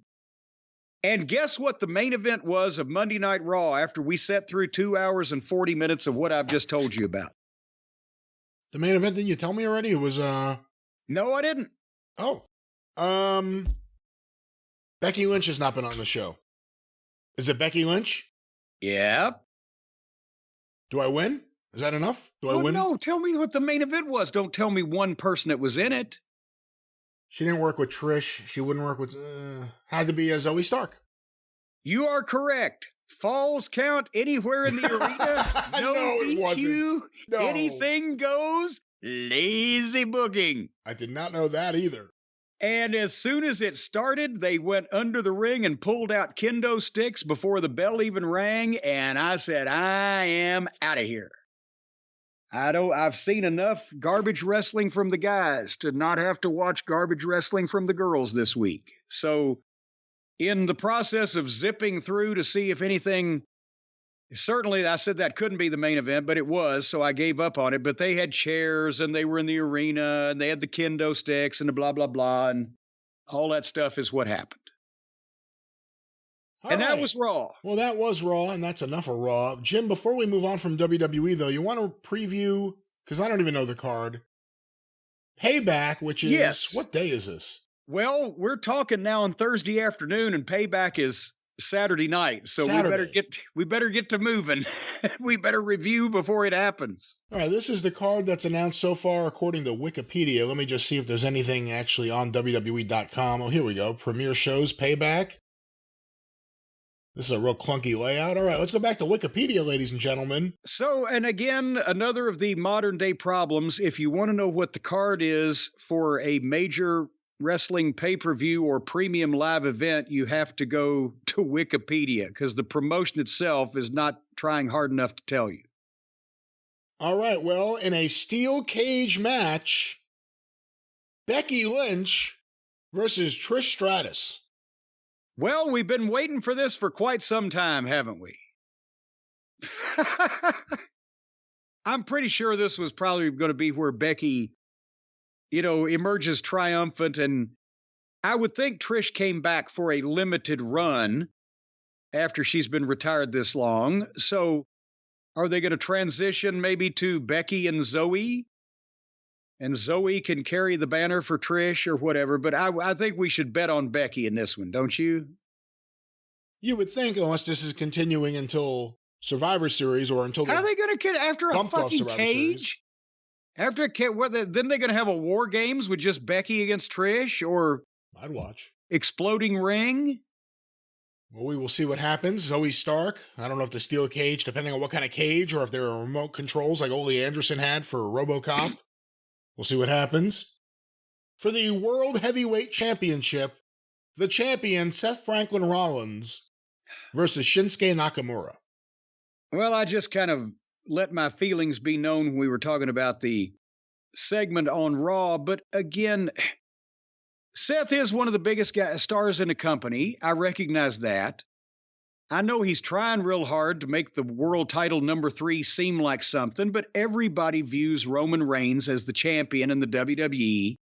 And then Nakamura, this is just to run, he's a tomato can to run Seth Rollins' record up, to defend the thing over and over so that it might someday turn into a real title Pinocchio. But in the meantime, geez, I don't want to see this match because I'd never want to see Nakamura, because the only thing I think when I see him is, my God, will Japanese grandfather get hurt? He looks frail. He looks sickly.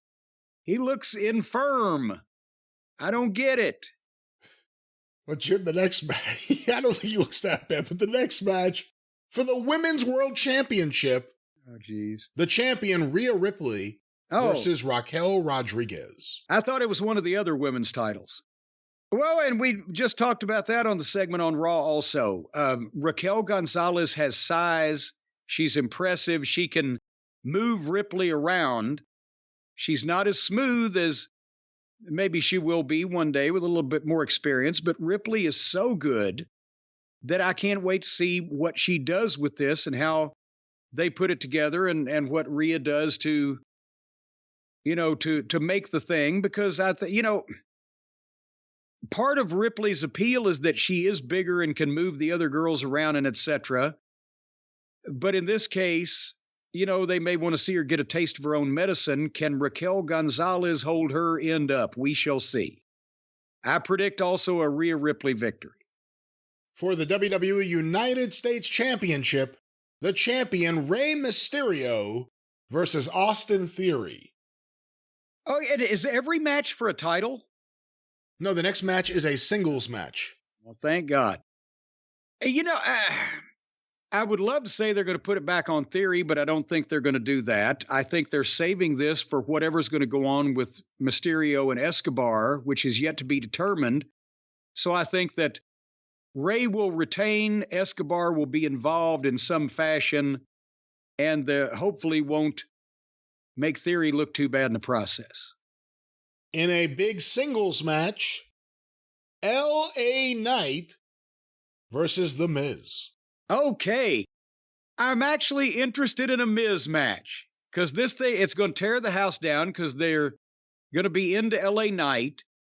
Both guys are going to probably be working hard. L.A. Knight because he's trying to get over and Miz because he's trying to prove a point. And I bet they'll do something interesting. And I predict an L.A. Knight victory because that's the one thing. There's not much doubt Miz has been beaten by everybody in the company except the cameraman, and I'm wondering about whether that was just the cameraman probably did it, but there was nobody to film it. And finally, Jim, in a Steel City street fight for the undisputed WWE Tag Team Championship, the champions Kevin Owens and Sami Zayn versus the Judgment Day, Finn Balor and Damian Priest. Anything goes, no disqualification, lazy booging. Again, it's going to be a nice tag team match. Owens and Zayn are over. This is obviously going to be, I would think, be Priest and Finn representing the Judgment Day, which will then lead to JD Funko Pop probably being involved. And I expect Zayn and Owens to retain in this instance. And that is the full lineup for WWE Payback. Obviously, no Roman Reigns or Bloodline. That is SmackDown only, I guess. Well, people are going to be saving their money for the following night. Well, I guess we'll talk about that in a little bit because, once again, there was more wrestling to watch because there always is. AEW Dynamite coming to you from the town that I forgot. What town were they in? Where were they? Chicago! How can I forget the second city? No, you ain't going to get... Jace, leave that in. I didn't say take it out. Leave it in. Fucking town. Every arena looks the same. What do you want? Chicago, that toddling town or whatever. The second city. Sweet home Chicago. You know what the first city is? New York. How about that? That actually is a little trivia note. A lot of people never understood why it was Second City TV and they called Chicago the second city because New York was it actually wasn't the first city chronologically, but it was the biggest city. And in Chicago was the next biggest city, hence the second city. And where was Second City TV produced? In Canada. Toronto. So it wasn't even in Chicago. But they came from there, didn't they? Because they had the Second City improvisational That's right. business going on. Can we just talk about anything instead of this program any longer? I think we can keep doing this, and it was kind of a merger of the people from the Harvard Lampoon and then eventually National Lampoon. And they got together with the people doing Second City. Some went to Saturday Night Live. The rest went to SCTV. What if those roles had been switched? Instead of John Belushi, we had John Candy. on national TV in 76. Instead of Chevy Chase, we had, what was that other fucking fellow? Joe Flaherty. Flaherty. Sadly, I know who that other fucking fellow that must other be. fucking fellow. And then, and where did Fridays fit in all this? Fridays was ABC's attempt to... I know what it was. That. I'm just saying, where did it fit in all of this? On it was Fridays. Forgotten, but poor... On Friday nights. That's poor Michael Richards. Larry David. It was an incubator for the Seinfeld staff. That was I don't know about a lot, but that was also people from the Groundlings, which was the Los Angeles version of Second City in a lot of ways. I thought that was that historically black college in Louisiana. No, that's Grambling. I'm sorry. Well, this is to the Groundlings. this is my show, but this is your Dynamite review, my friend. Well, the opening match, and again, folks, it's not even a fever dream now or an acid trip. It's a rib. It's a rib on somebody. We're just not sure who. The opening match on Dynamite on Wednesday night, August 30th, was the Plumber Moxley versus Commander. Commander, who came out in his Mayan wedding dress. I don't know what the fuck he's wearing. And you've seen that when they get the cakes. When they get the cakes for the Mayan wedding and they're on top of the temple, and there's Quetzalcoatl with his bride. Where have you seen this? In all the fine Mayan bakeries around the area. You gotta go in one and try it out. Anyway, they showed people who paid to get into the arena this match with a straight face. I know TV's free, but Commander's a foot shorter and 50 pounds lighter than even Moxley, who looks like an emaciated fucking sailor that's been washed up on a deserted island 6 months ago with only a fucking soccer ball to keep him company. Message in a bottle. So the exciting finish to this contest was Moxley gave him a pile driver and got a 2 count. Then got on him and gave him the phony elbows. Then got him in a rear naked choke, and they were just laying there immobile. Then he switched to an armbar in the same position. And finally, after they were just laying there for about 30 seconds, Commander tapped out. 15 minutes of that to open the program. The most entertaining thing about this match was the sign in the crowd that said, "Look in my eyes, what do you see? Where is Jack Perry?" Oh, yeah, you have to say it with a French accent for it to work. Jack Perry! You got to lengthen it there a little bit. So that was that. What'd you think? You know, Moxley's just so bad. Just so bad. I don't know. It's like, imagine if the Nasty Boys took off their shirt and just decided to try to do jujitsu. No. The Nasty Boys without their shirts on looks like they ate Moxley. Did you see his shirt when he came out? Remember he came out previously with a shirt that said Death Jitsu and like fuck you or whatever it said? Zero fucks. And then he had to cover up the fucks with black duct tape. Now What's it say now? Pure garbage. Is that his own, like, is that an actual dojo or is it his own, like, mental dojo? Death Apparently Jitsu? He sells those in his mind. He's the practitioner of Death Jitsu, pure garbage. All right.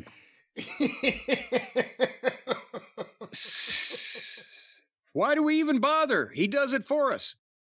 Commander is Alex Abrahantes now as his manager, so that's really good. It helps hype people up. No.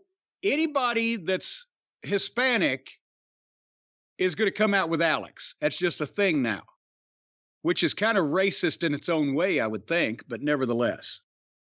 Does he really ever manage anybody? He's the hype man. Does he manage anybody? Does he rarely get to speak, but he jumps up and down and he's excited when they come to the ring and he's in their corner because, as we mentioned, they're Hispanic. But he's a babyface manager. Should he be doing anything or should he be kind of hapless? I don't know why he should be there.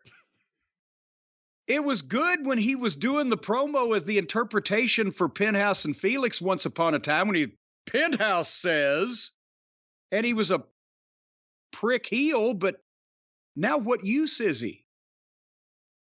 And he doesn't speak for the Mexican wrestlers because he barely ever speaks. Beyond Moxley, Have we seen enough of Commander? Have we seen everything Commander does? Is there anything more to see from Commander? I think, much like Sugarloaf, we had his number as soon as he walked in the door. Anyway, so the Buckaroos from last Sunday were in a pre-taped interview. They were in the back after the match, and they were trying to act like they were frustrated about the loss. They're such, especially Matty Pieface, when he hits the bench and goes, "Damn it," or something like that. It's like, oh, I'm so upset. And FTR comes in. "Why didn't you shake our hands? We were trying to show you respect. Blah, blah, blah. Oh, we just got carried away because, it didn't. We started this company. Had to get that in. We thought we were going to win the belts. Didn't go our way." And then here comes the Bullet Club, consisting of Gin and Juice and the Gun Boys and the cardboard cutout they carry with them. And in some uninteresting and fairly mush-mouthed fashion, in no way making it interesting or building anticipation for it, they all decided they should have an 8-man tag team match on Sunday night at All Out. This is on Wednesday. If I had to ask you, how can you get the Young Bucks to work in Chicago and not get booed, what would you tell me? Team them up with FTR, but it ain't gonna work. Because the people have figured out they can do whatever they want. So they're gonna, like in Puerto Rico, when the people just decided Zelina and EO that she was working with, this is going to be the greatest match of all time. Was it EO or was it, who was it? It was EO and Bianca. Zelina was a different match, I think. That's right. It was EO and Bianca, because Zelina was the one we thought would be in Puerto Rico, would be the hometown hero, and she wasn't.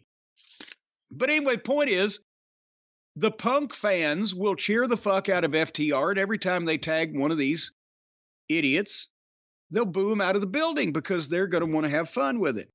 And they know that the Punk fans know that these guys are ultimately the ones responsible for them not getting to see the guy they paid for. So then Renee Moxley-Good was in the back with Toni Storm, and Toni Storm again is great in her vintage hairstyle and her haughty British, Australian, New Zealandish manner, whatever the fuck she's doing. She can't trust Ruby. She can't trust Saraya. Apparently, the problem with Saraya started, we didn't watch the match because there was 8 hours and 45 minutes of other wrestling to watch the other day. But when Saraya's mother was at ringside in the front row, Toni Storm was coming with a punch. One of the heels was holding one of the baby faces, and they ducked or whatever, and she nailed Saraya's mother and knocked her colder than a wedge in the front row during the match. So later on, that's when Saraya sprayed old Toni Storm in the face with the paint. And Toni is upset here because, as she said, and I quote, "Wembley went tits up." I didn't know you could say tits on cable over, even though that is a well-known expression. It went tits up over there. I didn't know you could say tits on cable now. I thought you could say fuck, because they do that all the time, and shit. They don't say fuck all the time. Well, they used to. Well, I mean, a few guys did. Remember one show they said it about 4 times. One show, Moxley opened up and just immediately said, "Hey, fuck you," or whatever. Yeah, There's some guy in the crowd. Hey, fuck you. Go fuck yourself. Yeah. That's what it was. Fuck yourself. Oh, fuck your mother. Hey, your mother fucks me. What? Well, that's the kind of thing they say over there. What are we talking about? Oh, Toni Storm. Well, yeah. Now tell us how great she is. You love Toni Storm. She's doing classic Hollywood. You're doing classic Dice. She's really good. I wonder or get concerned that maybe she's going too far. I know each week, each interview, there's a progression. She's getting more out there while getting more into Norma Desmond. I don't know what exactly it is. But I just wonder if it's going to get too wacky. Oh, I'm sure it will. And I guess the breakup of the Outcast isn't even official yet. It's about to happen. Who's going to be cast out of the Outcasts? Toni should just do her own thing, but I don't know if that means Saraya and Ruby stay arm in arm. I don't know what happens. Let's stay together. Was that supposed to be Was that supposed to be Al Green's version of? No, that was Don Green's version. Okay. So then Chris Jericho was in the ring for a promo about Wembley and what all happened, and he called Sammy Guevara out because, there was a problem. At Wembley, Jericho wasn't happy that he lost and, everything had happened against Will Ostrich. But also he had shoved, I believe, Sammy. They had some words, and Jericho apologized. He wasn't happy about what happened. He never should have shoved Sammy. He wasn't sure that Sammy had tried to help all that he could. But finally he apologized. They shook hands. Then Jericho said, hey, maybe I should have done things differently. Maybe I, should have done this or that. Or maybe, Sammy, you could have hit Ostrich harder with the baseball bat, but you tried, whatever. And Sammy's like, wait a minute, what? Hit harder? Maybe you could have hit him harder with the Judas. Then Jericho says, well, sometimes I ask you to do something, it doesn't turn out. And it degenerated from there to where they made snarky comments at each other about Jericho losing and Sammy not following Jericho's advice. And in this, Brian, did you have the same problem about 2/3 of the way through? Jericho just turned babyface because he was attacked and beaten up by the evil manager Don Fallis when he was going to join the organization, but then found out Callis had planned to stab him in the back the whole time. With some fine artwork. Where's Paint Your Life when we need it? And so Jericho was the babyface. But when he wrestled Ostrich at Wembley with the evil manager Don Fallis in the corner, who has more heat than anybody, at least in terms of the booing, Ostrich, being the hometown hero, was the goddamn far and away the fan favorite in the match. Now, Jericho back in this country, the new babyface that he is apologizing to Guevara, but then Sammy has kind of been a babyface, but kind of not sometimes. But now in this interview, Jericho was the prickish one that got under Sammy's skin for Sammy to fucking fire up at him. So Sammy was put in the sympathetic position. And then at the end of the thing, Jericho said, wait a minute, let's not be like this. Let's not fight. Let's not do this. Let's reunite. Let's get the sex gods back together. Let's win the AEW World Tag Team title. Next week, let's get back started on that road. And then Sammy said okay to that and hugged Jericho after they'd been arguing. Who's the babyface? Who's the heel? Whose side are we supposed to be on? Who's trying to zoom who? And what in the wide, wide world of fucking sports is going on here? Answer all those questions one at a time. Oh, stop it. It's Jericho, so nothing in the end really is good or makes sense. But there are elements of good in this. The Ospreay match was good. Don Callis' turn on Jericho was convoluted and ridiculous. Jericho being turned babyface and being the heel in London against a hometown boy is bad timing. And then this whole segment with Sammy. Jericho's acting was bad. If you watch their facial expressions while they're doing it, Jericho's like an acting coach and Sammy's trying to do it. But I thought Sammy did a good job, but then it goes back to, like you said, we're friends. Back to friends. Hug. Friends. Thumbs up, friend. That's what it comes back to. And that's what it was here, and now we get to see Les Sex Gods. I will be honest, that may be one of the more compelling matches I'd like to actually see FTR have right now. Would be FTR against Jericho and Sammy. It would be different. Who knows what FTR would get out of Jericho? I don't know if that's going to be what happens, but wishful thinking. Well, speaking of wishful thinking, we were in the back where the plumber was holding court with Claudio and Useless about some shit, out of the same shit that Moxley says all the time. But I just made a note, if not for wrestling, Moxley would be in a work release program somewhere. Can you see it? Look, we're going to give you one more chance. You got to clean the fucking side of the interstate up for about 2 miles. And then we'll let you back out in public. One more time. Oh. The next match was, I'm not kidding. We're almost to the end of this thing. Well, not quite. There's still a little bit more left, but the New Japan Pro Wrestling Strong Openweight title was defended next with Eddie Kingston, who apparently has just won this thing in Japan, against Wheeler Useless. What in the New Japan Pro Wrestling Strong Openweight title? Are they just making this shit up now? That's not rhetorical. Is that a real thing? Well, yes, it's a real thing. It's a real strong championship for New Japan. I mean, that's also, what is it? Stardom has what was it? The Dream Princess Open Championship? I don't know what the fuck's going on. With arms wide open. I have a list here from the Cult of Cornette Facebook group. A member, Rob Francis, posted all the different championships that have been on AEW. This is the 34th championship. What? How is that possible?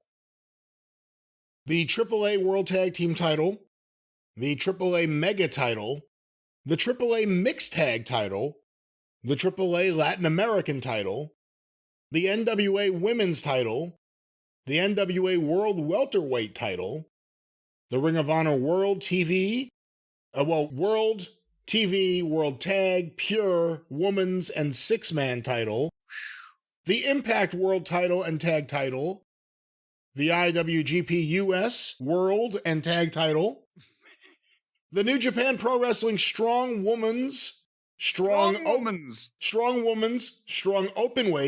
and TV title, the AEW World, Women's, Tag, TNT, TBS, Interim TNT, Interim World, All Atlantic, Trios, International, although that's All Atlantic, and Real World title.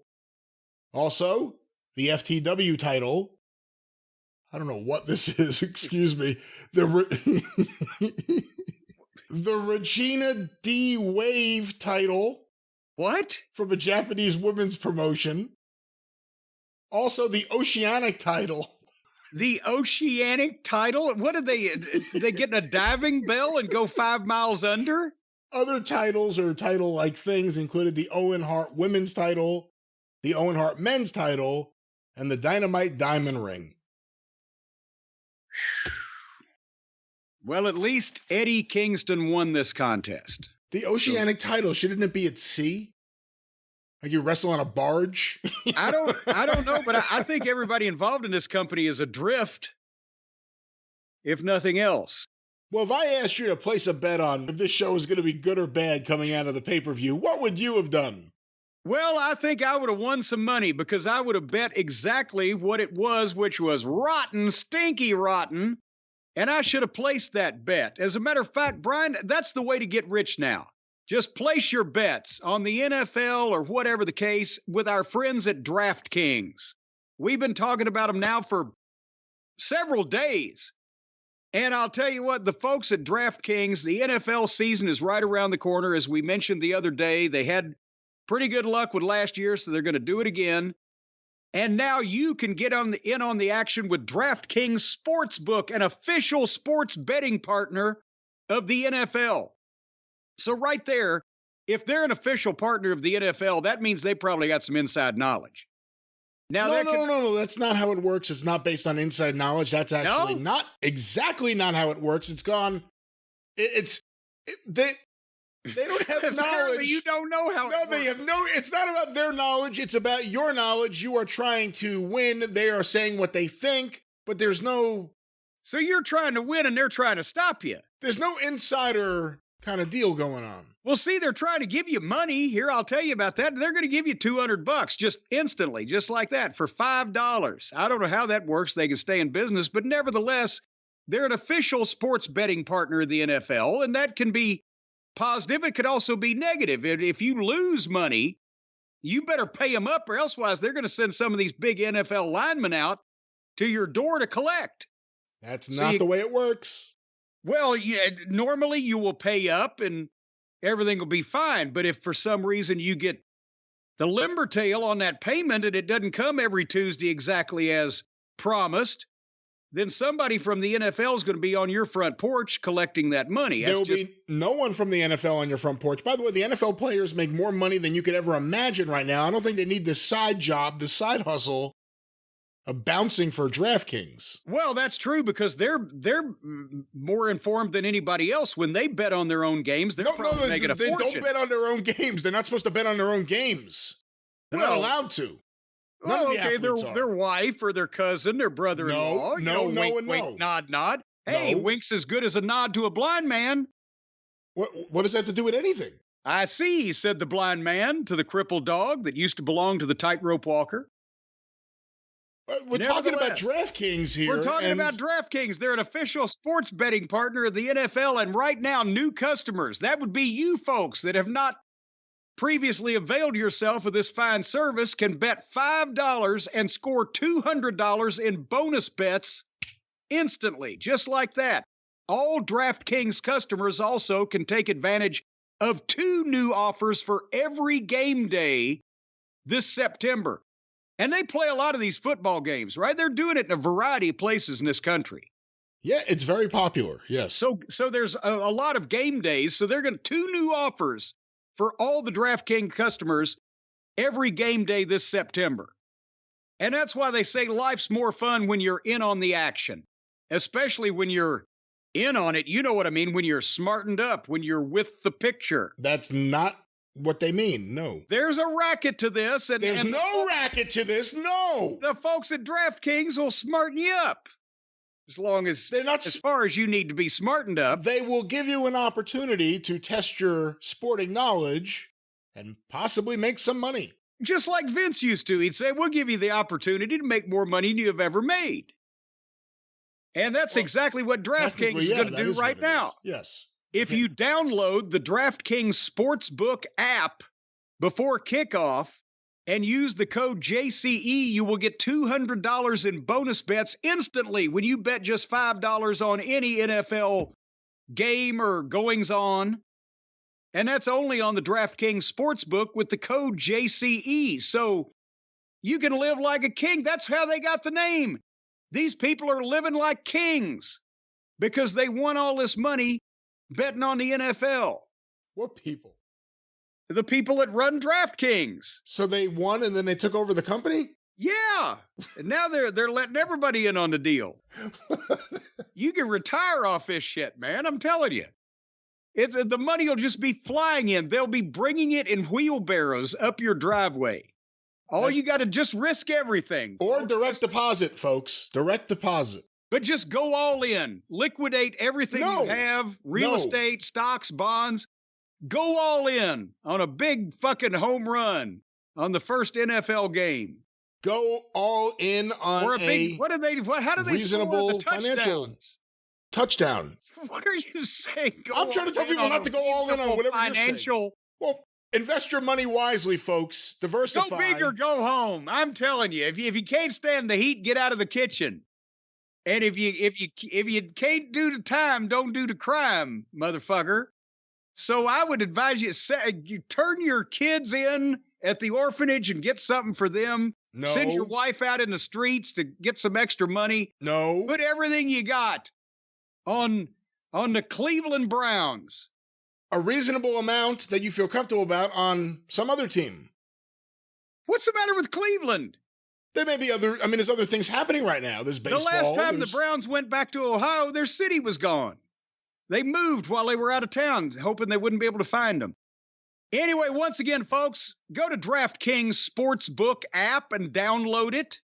I assume you know how to do that. You'll get no instructions from me. But if you do that, downloading the DraftKings Sportsbook app, then you can use the code JCE to get $200 in bonus bets instantly on a $5 bet on the NFL, and that's only on DraftKings Sportsbook. We have some other information here. Have we gotten clarification on whether we need to read this verbatim or not? Apparently we do. Well, I'll give it a try. Gambling problem? Call 1-800-GAMBLER or visit www.1800gambler.net. In New York, call 877-8-HOPE-NY or text HOPE-NY, parenthetically 467-369. In Connecticut, help is available for problem gambling. Call 888-789-7777 or visit ccpg.org. Please play responsibly. On behalf of Boot Hill Casino and Resort, parenthetically KS, I think that's Kansas, 21 plus age varies by jurisdiction. You could be as young as 6 in the Philippines. No? No? No. Well, I mean, you could be any age you want in the Philippines. It has nothing to do with this. Void in Ontario. Yes. There sure is a big black space right there in the middle of Ontario. ccdkng.co/football for eligibility. Oh, that got me last time, too. No, you know, they've added a C. There's two. It's CSEE. They've added 2 C's. It's not CC. It should just be cdkng.co/football for eligibility, terms, and responsible gaming resources. Bonus bets expire 7 days after issuance. Eligibility and deposit restrictions apply. And if you're anywhere else besides New York or Connecticut and you got a problem, well, go fuck yourself. We don't have the information on that. CCDK. CDK. See, there's too many C's. I know. I'm staring at it while you're reading it. I'm just losing my mind. Because then it's just letters, just random letters thrown at you. Loud noises. All right. Well, that's DraftKings. We once again welcome them aboard. This is their first time here in the drive-thru. Welcome to the drive-thru, DraftKings. Yes. Well, you don't know what you've gotten in for, but you're about to find out. Well, what else did we have in for on AEW Dynamite? Well, we had MJF and Adam Cole in their package from Wembley. And then they did a promo after the match, which MJF took the majority of because apparently he said he was going to Paris for vacation because he's been wrestling too often lately. But he'll be back next week on Rampage. No, wait. Hold on. Next week on Rampage, there is a battle royal to determine the next challengers for the Ring of Honor tag team title that MJF and Adam Cole have. And MJF is going to enter... No. Adam Cole, who's going to enter the tournament? This is a great review. God damn it. I'm telling you, there's going to be a battle. MJF. MJF, O-U-R-S-E. There's going to be a battle royal on Rampage for a Ring of Honor tag team title match, and there's going to be a tournament that is going to be ongoing to determine a winner to get a shot at the AEW World title at the Arthur Ashe Stadium show. And Adam Cole is going to enter that, I believe, so that eventually he may get another chance at MJF. But MJF said he's taking the week off because he's wrestling too much. So he just told him he's not in Chicago tonight. So Punk ain't there. MJF ain't there live, I'm talking about. Who that they would have thought that they were paying to see is left to be there on this fucking crummy show. So far live, they've seen the Plumber and Commander, Konnichiwa, Jericho and Sammy in an interview, and Kingston and Useless in a match. And then here comes Adam Cole for a live in-ring promo. Okay, he's a star at least, half of this equation. And he's happy that they won the Ring of Honor belts, but unhappy that he lost the main event, but he's going to get another shot because he's going to be in the tournament, blah, blah, blah, blah. And MJF, he says, is banged up, and you could hear the people go like, boo, like he's going to be ready to go this Sunday. And they're like, we're here tonight, motherfucker. And then suddenly out comes Roderick Strong with Mike Bennett and Matt Taven. And this turned into my favorite segment of the show. Because I always knew that Mike Bennett could talk. That's why I was very high on him, 13, 14 years ago now. unfortunately, his career got derailed by stints in Ring of Honor when it was not visible and Impact when it's never been visible. And Matt Taven, I also think should have been a heck of a star, but he got derailed somehow. And I guess they didn't have the proper friends in Cucamonga to get them the big time jobs. They're just good wrestlers and they can talk. But Roddy, I've always known Bennett could talk. I've always known Taven was going to be a star. Roddy's an impeccable worker, but his promos, as I believe you mentioned the other day, have never been his strong point. But they all fired up at Adam here, and it turned into maybe faint praise, but the best segment on the program, where Roddy's pissing and moaning, but you care more about Max's neck than mine. And, Adam's like, this has gotten ridiculous, Roddy. And then Bennett jumped all over Cole. And in 2010 in Ring of Honor, we got each other jobs. Actually, no, they didn't. We had already decided to hire both, but they had a good match. Oh, stop it. Is this the first time they would hear that? I doubt it. I don't know. I don't know why they ever thought that. I've had Mike Bennett here to the castle and told him what I thought of his talents and when he was working with Bob Evans. And, we started off giving him a push as the prodigy, Mike Bennett, right? Because he was a young 20-something-year-old kid then. And Adam Cole, from the first time he worked Ring of Honor and did a couple of promos, we knew we were going to use him to the heavens, so it wasn't dependent on a match they had, but it works in the story here. And they did all these things together. Cole was at Bennett's wedding, blah, blah, blah. And Taven fired up well, too, and talked about Adam running off to Florida and leaving us all behind. And basically, they made Adam Cole out to be an ungrateful prick that ignores everybody that ever helped him. And I'll tell you, Bennett and Taven, I haven't seen them wrestle in years. But they could fucking go at one time. If we can get something going on here with these guys, at least we've got a chance to see some good fucking wrestling matches. I'd love for them to be transported over to Saturday nights. And so then, as any good babyface would, that has been accosted by these people running his character down, he apologized to them if he made them feel that way. But friendship requires understanding. And MJF is my best friend. And then we go back to all the friend business. And then Roddy's going to get in the tournament for the shot at MJF. And he'll be the champion with his real friends, Matt Taven and Mike Bennett.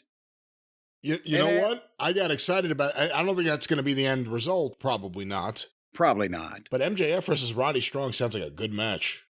And that would be fun. Except MJF will probably be trying to figure out a way he can stay away from getting chopped. And Cole's worried about Roddy's neck. And Roddy says, bad neck or not, I'm winning that tournament. So now you worry about my neck, right? So anyway, they walk off and leave Adam Cole. So Adam Cole was dressed down and apologized like all good baby faces. And then they walked off and left him. Your thoughts? This is the best character work of Roddy's career, despite the who's friends with who angle. I was going to say part of this angle. That's the whole angle is who's friends with who. Roddy's doing the best stuff he's ever done. I think if he loses that neck brace, it'll be like, Samson getting his hair cut. So keep the neck brace on him. I was really enjoying Taven as the mute guy that's always just standing in the back. So I was a little disappointed that they broke that. But he was good. Bennett was excellent on the mic, and that wasn't necessarily a crowd that wanted guys that weren't established to get mic time. Right. And I think they overcame that pretty well. Despite the silliness of the who's friends with who aspect of this, again, there's ways to do that where it's not like, who's friends with who? You can introduce the idea you were the best man at my wedding. It doesn't have to be so childish. But and here's the thing. But this was the best thing on the show. I agree with you. Yeah. In wrestling history, a lot of major money angles have been when friends broke up and faced each other. Yes, but they didn't spend all the time talking about, are you my friend? I was friends with you and you weren't friends with me. We need to be better friends and all the other friends and blah, blah, blah. It was implied in the history of wrestling that all the baby faces were friends with each other and all the heels were friends with each other. You didn't need to say it. Every once in a while, and we even did it with the Midnight and Tully and Arn, because Bobby and Arn were best friends. So we illustrated that in the promos, that Tully was the prick that nobody liked. Arn and Bobby were friends. Stan wasn't necessarily friends with either Arn or Tully. But there was and that they lived close together and their children played together. We made that because that made it more personal, but also nobody else was talking about, I've longed to be your friend. It was different.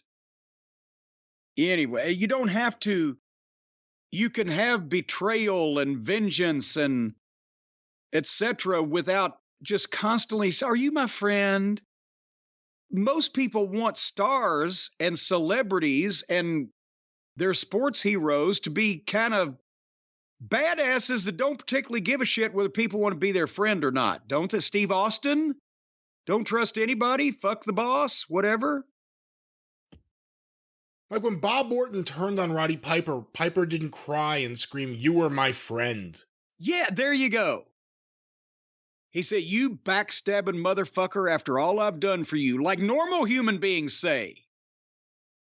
All right. We had Nyla Rose, Marina Shafir, and Emi Sakura wrestle Britt Baker, Hikaru Shida, and Chris Statlander. And Emi Sakura has given up dressing like Freddie Mercury and instead came out dressed like a cross between Queen Elizabeth and Jerry King Lawler. A robe, a crown. Could have been a crobe.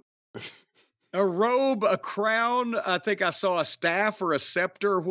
She looked like she just stepped off the top of a fucking margarine tub. And I've got to admit it, as rotten as the AEW women's division is, Sakura is a whole new level of amateur. Do they have self-training in Japan? We've seen that with Maki Ito. And apparently she's cut from the same cloth. Did I miss anything in this contest? Didn't she train Maki Ito? Oh, no, she trained Riho. That's what it was. Oh, boy. Well, there you go. I didn't watch this match. I wasn't. All right. There's no way I was going to watch this match. So moving on. Shane Taylor. Mm-hmm. Okay. Chad Wilson. Dan Tucker. They Shane had a Taylor, package. though. Yeah. They had a package on Shane Taylor, who is going to challenge Samoa Joe.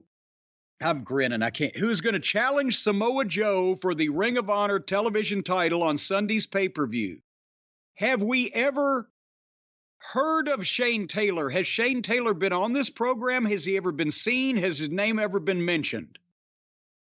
I don't remember ever seeing him on this program. I'm not familiar with everyone in Ring of Honor currently. I don't watch. Well, currently there really is nobody in Ring of Honor because they all work for AEW and they just call it something different. But apparently this guy was in Ring of Honor before, and now he's getting a shot at the title despite the fact that we have never seen him, heard of him, or he's never been mentioned until 4 days before the title match. Big looking fella. Then they did an interview with Take a Shit and Don Fallis and The Scar. The Scar now gets its own introduction. It's as big as a human. Have you seen where he's putting he's dressing it up with the red lipstick or whatever? And it's getting longer. It's going to be down. It's going to be across his eye by October, into his cheek, like a Bond villain. And they had... Can I say something? Yes, please do. This was the best Don Callis. To me, this was the best Don Callis promo.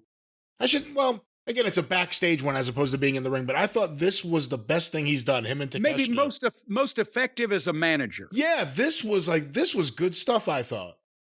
Well, that's the thing. They had, it was probably Don's. I would think this kind of sounds like something he'd come up with, and it was good. They had the x-rays of all the surgeries that Kenny Olivier has had this past year, all the weaknesses in his body, the bad neck, the bad back, the hernia repair. And Don is telling Take a Shit what moves to use to damage all of these surgically repaired items he's got going on. Give him the forearm under the chin for the bad neck and the blue thunder bomb for the blue thunder bomb wouldn't be the worst thing for a hernia. I've had a couple. I suggest he just splash the motherfucker right in his nuts. But anyway, that was the thing. The heel manager getting the medical reports of his former protege in order to give them to the fucking evil heel to have him break down the weaknesses. I like that concept. Like you said, that was a good idea. And that didn't last too long. And then we came back out in the arena to the Acclaimed and Billy Gunn entrance. Did you like the rap? Can you give me a beat? Oh shit! Fuck! Hold on. I'm revving up. I'm not letting go of this opportunity. Hold on. I'm over here. Hold on. Humming, me, my. I got one leg. I said a hip hop, hip hop on one leg. You don't stop a rockin' to the bang bang boogie. Seb jump the boogie to the rhythm of Brian Lass's kalimba. Oh, here we go. There's your beat, Jim. Okay. 80,000 people, that's colossal, but we never froze, so we're not Mitch McConnell. These other teams dressed looking bloodshot, they looking pissed like Trump in his mugshot. Yay! What is that? You got a strip club in there? Get off the pole, Brian. And put that dollar bill back in your fucking panties. All right. Don't talk about my panties on the air, please. Thank you. All right. So the ring was set up with a podium and a table and what was obviously brand new belts under black sheets or towels or whatever. And they did a promo about winning the 6-man tag team title. And the fans were so excited about what they were saying, they just said, fuck it. They started chanting, "Scissor me, daddy." But they did a ribbon cutting ceremony with giant scissors and unveiled the new 6-man tag team belts with hot pink leather and a scissor fastener on the back. And they will defend these belts on Saturday night on Collision, and then they scissored the belts. And unbelievably enough, nobody came out to beat them up. But boy, howdy, Billy even said at the start of this thing, well, we're running late. We hadn't got much time. I swear to God, what was this show? Plumber and Commander. Yeah. Kingston and Useless. Yeah. A 6-girl tag. That's it in the way of matches and these interviews that don't end and that often don't have a purpose. Yeah. And they did manage to announce, as we mentioned so far, about 4 or 5 fucking matches for the pay-per-view happening 5 days away, 4 days away, whatever. But the Acclaimed are just floating. The people like them. They love them even.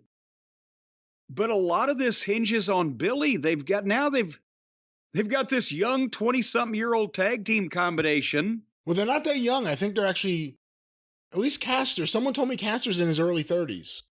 Yeah. Well, they've got this young tag team combination.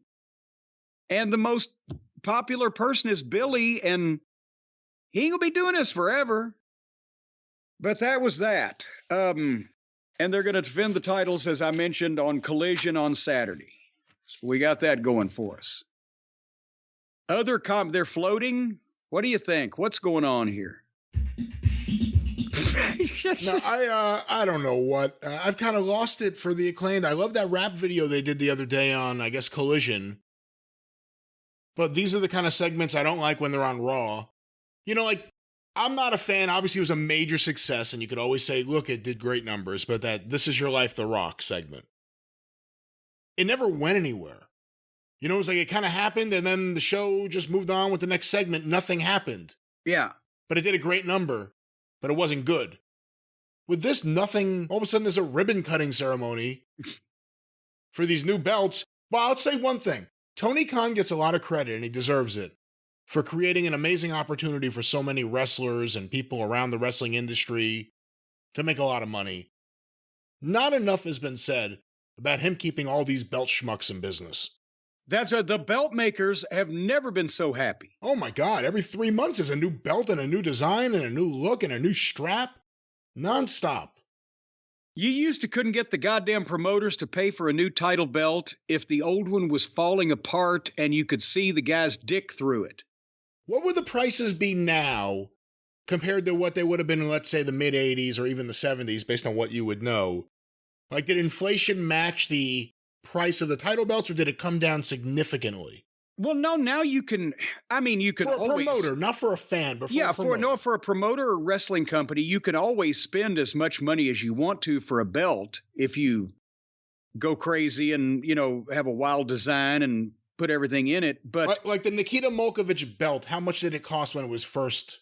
Well, that's what I'm saying. The cost of the belts adjusted for inflation is probably less now than ever because there's more people making them. In 1991, when I got my Smoky Mountain Wrestling belts, first ones I had ever bought, specifically myself out of my own pocket, I got the 3 done for $1,500 a piece from Reggie Parks. And that was when Reggie was just about to retire and Milliken and those guys were taking over. But now at that time, there weren't too many other options, right? Now, Adrian Street was doing some sort of belt, I think, at one point or another, and maybe some other people, but what other options would there have been for you? Well, there weren't that many, and Reggie was the trademark, right? Or Reggie was the go-to guy back then, just as Molkovich had been 10 years previous. Reggie all through the 80s did the belts. Molkovich did a lot of them through the 70s. I don't think the Molkovich belts in the 70s, I don't know that they were $1,500 a piece, but at that point also, that's now $6,000. If it was $1,500 in the mid 70s, it's about $6,000 now. Right. That's my question there. Well, and now there's so many, the replica belts now look better than the real belts that the promoters used back then. So the point is, you can have all the belts you want now because there's multiple people making them. Whereas before it was, hey, you got to call Reggie and he's going to be backed up for 6 months. Or, if somebody knew a metalsmith in some territory, that's why you would see belts in different territories that didn't look like any other belt in any wrestling promotion ever. That's when they'd found local people that just did metal work to make something.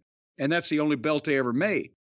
Molkovich, his books Vern's AWA belt, right? Yeah, well, you got that one made in prison, right? That's right. But the Jarrett's CWA title belt, the CWA world title with the stained glass in it, it was completely different from looking from every other belt because he had it made somewhere in Tennessee. That's the only belt the guy ever made. Are the belts? Do you think the belts are too standardized now? I mean, everything's kind of the same shape or the same outline. Yeah. Or we see, an homage to an old belt, like a UWF TV title or something. Not only are there too many of them, but yes, they're all too similar. And the WWF is ridiculous in terms of all the belts being the same, just different color, accent, or whatever. It not only makes the championship stand out, but it makes the guy stand out if he's wearing a belt that looks different than every other belt that the guy in the territory or in that area or in that promotion or whatever has. And that's very uncommon these days. Did you hear the thing? The WWE has teamed up with the NFL, like our friends at DraftKings, to make WWE championship style belts for the different NFL pro football teams. But have you heard they pulled the Jacksonville Jaguars belt? The WWE, it's either not. Fanatics. I think Fanatics is involved because remember, WWE is a deal with them and Fanatics is the exclusive, I think, merch supplier for the NFL. Well, yeah, but the point is, in some fashion, whoever's responsible for it, the WWE's not just making NFL belts and bootlegging them and screwing the NFL. It's a deal that they've got with somebody. But they pulled the Jacksonville Jaguars belt. It's not on the WWE website, according to fans on Twitter. And Is that because the Jaguars and the Khans didn't want their belt being sold by the WWE, or the WWE didn't want the embarrassment of selling a belt of a team that was owned by their competitors? If you were an NFL owner, would you want the league being involved in an exclusive deal like this with a competitor and another one of your businesses getting the rights to merchandise off your other company? Probably not. Yeah, if I was Tony Khan, I definitely wouldn't want this. But I don't know which came first, the chicken or the egg, or whether there was a mutual feeling. But for some reason or another, this is what I saw on Twitter. Feel free, folks out there, Cult of Cornette, smarten us up on this. But the Jaguars belt was pulled, is not available, not going to be taking place, whatever. We need more details. Who's buying that? I mean, do you bring it? Do football fans bring their championship belts to the game the way wrestling fans I guess they will now. They've never been able to before. They had to wear those cumbersome cleats and shoulder pads and that fucking helmet they couldn't hardly see out of and carry that goddamn football. Now they can just wear the belt. Well, coming to an arena near you, but we are still talking about somehow. That was Belt Talk, ladies and gentlemen. Yes. Well, back to Dynamite. Well, not for long, because the main event was for the Halloween Superstore Championship, Penthouse challenging Pockets. That was the main event of this rotten program with no star power whatsoever, no good matches, and interviews, was Penthouse and Pockets for another fake belt. And so now we've established that the Wednesday night program is the full Outlaw Joke Wrestling show. And if I was the people in Chicago and I'd bought a ticket to this, thinking I'm going to see Punk, I'm going to see MJF, I'm going to see FTR, I'm going to see any goddamn body. And I got the plumber, the commander, the Mayan war bride. I got the fucking Kingston and Useless with a gimmick belt, a 6-girl tag, and Pockets and Penthouse. What the fuck? I'm throwing that away. I'm not even using the blank pages on that pad. It's contaminated. All right. Well, that was a contaminated episode of Dynamite. But Jim, before we get off this AEW stuff, and we have not too much longer to go, do you want to preview All Out? Because I'm not even too familiar with the card. Are you familiar with the card? I would love to preview it. I'd love to know what the fuck it is. They started announcing matches for the Sunday night pay-per-view on the Wednesday before. And I think they had one match announced last week. But I don't know what the... And to hear what the matches are, you have to listen to Excrement, old Sockface himself. And that's an assault on the ears. So the salesman is an annoying fuckwit. And you've only got less than a week to give the people the card. So this is not shaping up to be one of the all-time record-breaking crowds. But go ahead. All right, this is the card. This is according to AEW's own website. So we're going to go from... They've actually got it. Maybe they're listening. But here we are, September 3rd, 2023, the United Center, Chicago, Illinois. Start time, 6 p.m. Central Time. For the TNT Championship, the champion, Luchasaurus, versus Darby Allin. Well, at least these are two guys that have been interacting on their television, and it's for one of the titles that they defend fairly often. And I mean, I don't think that Luchasaurus should ever have a wrestling match, much less win one. But I would imagine they'll probably do something to further the heat with Christian, and I'm in favor of that. So Luchasaurus will probably retain with Christian getting further up Darby's ass. Powerhouse Hobbs versus Miro. Whoo, this is... You know, it's the battle of the brutes, as Nick Goulas would say. I don't see which one needs to lose. I think both of them need to win. Hobbs needs to win because he needs to do something. And Miro needs to win because, except for squash matches, have we seen him do anything in months and months and months and months? No. So maybe it'll be a double count out or a double disqualification and they'll both lose. For the TBS Championship, the champion Chris Statlander versus Ruby Soho. Goodbye, Ruby So-So. Statlander made a mess of you when you laid there on the canvas with your hair a green hue. Oof. Brian Jones had it easy. Kenny Omega versus Konosuke Takeshita.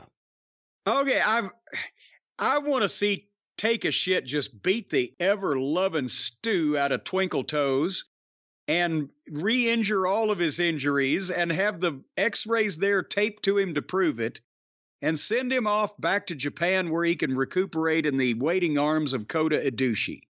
That's what I'm hoping for. We'll see if they're listening to you. For the AEW International Championship, the champion Orange Cassidy versus Jon Moxley. Well, there's our bathroom break, and we'll probably have time to make a sandwich because both of these self-indulgent, talentless pricks will want to go 20 or 25 minutes doing all the stupid shit they do that nobody cares about but spoils it for the real talent on the card. So I'm thinking a shit, a sandwich, and Harley taking a piss. That's what this match will last. Will it be more CZW or more Chikara? Oh, Moxley has more pull in the company, so it's going to be full-on garbage rather than just the imitation Play Lucha promotion. For the Ring of Honor World TV Championship, the champion Samoa Joe versus Shane Taylor.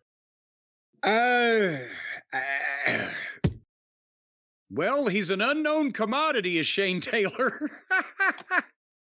Samoa Joe better win this match because, my God, what in the fuck? Of course Joe's going to win. Could you get him over if he's talented, impressive, and we haven't seen him, so he's an unknown, but he's getting this spot? If he beats Joe in Chicago after everything Joe's been doing with Punk, does it get him over?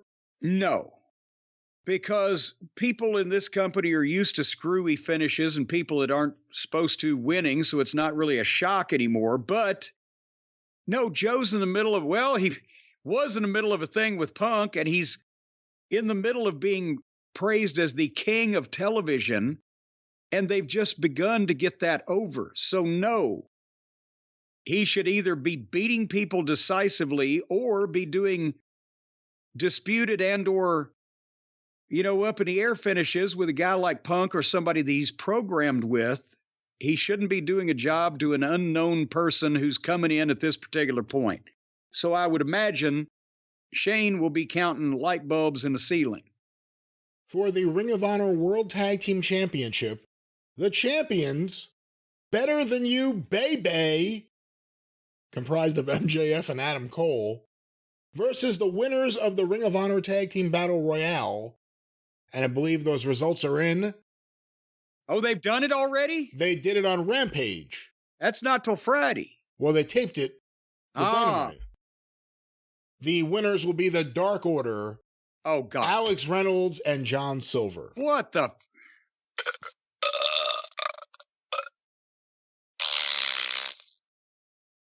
Oh. 2 bodily functions and a... Here we go. That seems more like it. Okay, how many do you have over there? So the people now, they didn't get to see MJF at all in Chicago on Wednesday, and they only got to see Adam Cole talk. And now on Friday night, they're going to watch them work with fucking job guys? Or on Saturday night? So, or Sunday night. What? Wait a minute. Saturday night's Collision. Sunday night is this pay-per-view. So on Sunday night, the big show, MJF and Adam Cole, the most popular 2 guys in the company, are going to be working with job guys. Don't worry, they'll have a really fun competitive match. That's what I'm afraid of. Is that it? No, there's 2 more matches. Oh, boy. Wait a minute. 1, 2, 3, 4, 5, 6, 7. Well, they're going to make up for the fact that nobody knows what the matches are by having a bunch of them. Eddie Kingston. Oh, boy. And Shibata versus Claudio Castagnoli and Wheeler Yuta. Wow. Okay, Shibata, is he the one with the missing brain? He doesn't have a missing brain. He has They his found brain. it. Well, no, they never it. lost it. They always had control of the brain. They always knew where the brain was, but the Wrestling They were Observer moving it reported, around from place to place, but they still knew where it was. The Wrestling Observer had 5 different sources who saw the brain leave the head and then be placed back in the head. So I don't know. But other people said they were just kidding. And finally, FTR and the Young Bucks versus Bullet Club Gold, comprised of Juice Robinson, Jay White, and the Guns. So he's really going to try to pull this off and not have Punk on the pay-per-view card in Chicago. And are they at the United Center for this? They are at the United Center, but I actually read there was They're one at the other Now thing. Arena, the smaller one for the TVs, and then they're at the United Center for the pay-per-view. I just want to see one other thing, because someone sent me something earlier that they were setting up, and I couldn't believe it. I just want to see. Hold on, Jim, before we wrap up this review. I'm not rushing you. Well, Jim, I have an article here that I just saw before from the Wrestling Observer website. Ricky Starks to challenge Ricky Steamboat for All Out. What? On AEW Collision. He will challenge Steamboat to an all-out strap match on Saturday's Collision. Is Ricky Steamboat filling in for CM Punk? It sure sounds like it. Yeah, I mean, otherwise, what are they doing here? But that Ricky is 3 years old, and he had a brain bleed years ago. And the WWF wouldn't let him get back in the ring. And he did the referee thing with, didn't he turn down doing Flair's last match, and then I think he did a 6-man recently for a Legend show, but he's only wrestled like once in years, and a single strap match. Not even just a singles match. Even that, you're like, man, I worry about Ricky Steamboat. A strap match.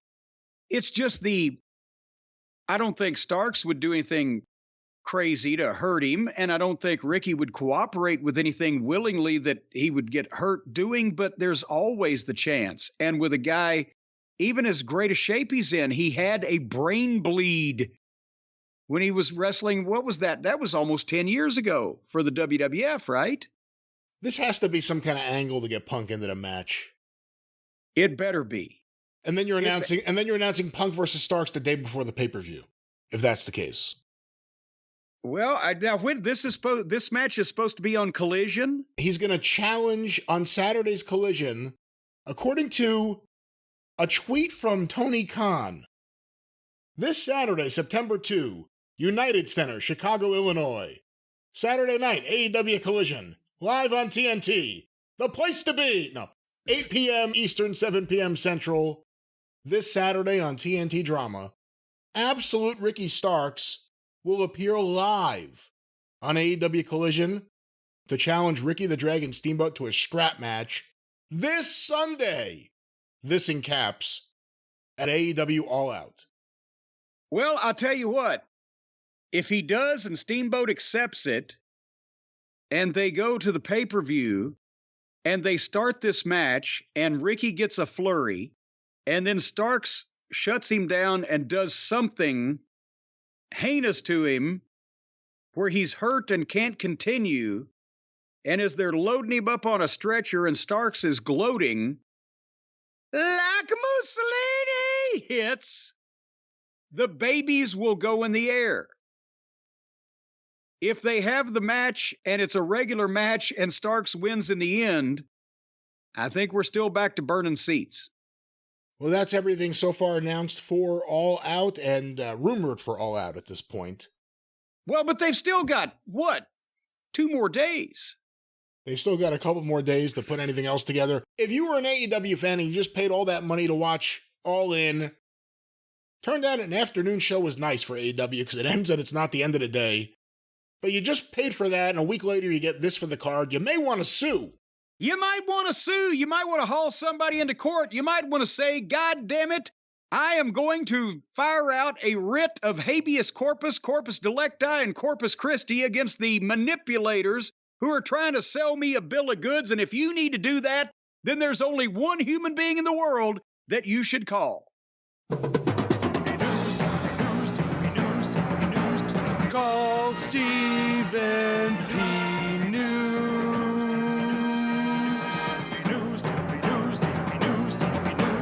If you need to sue.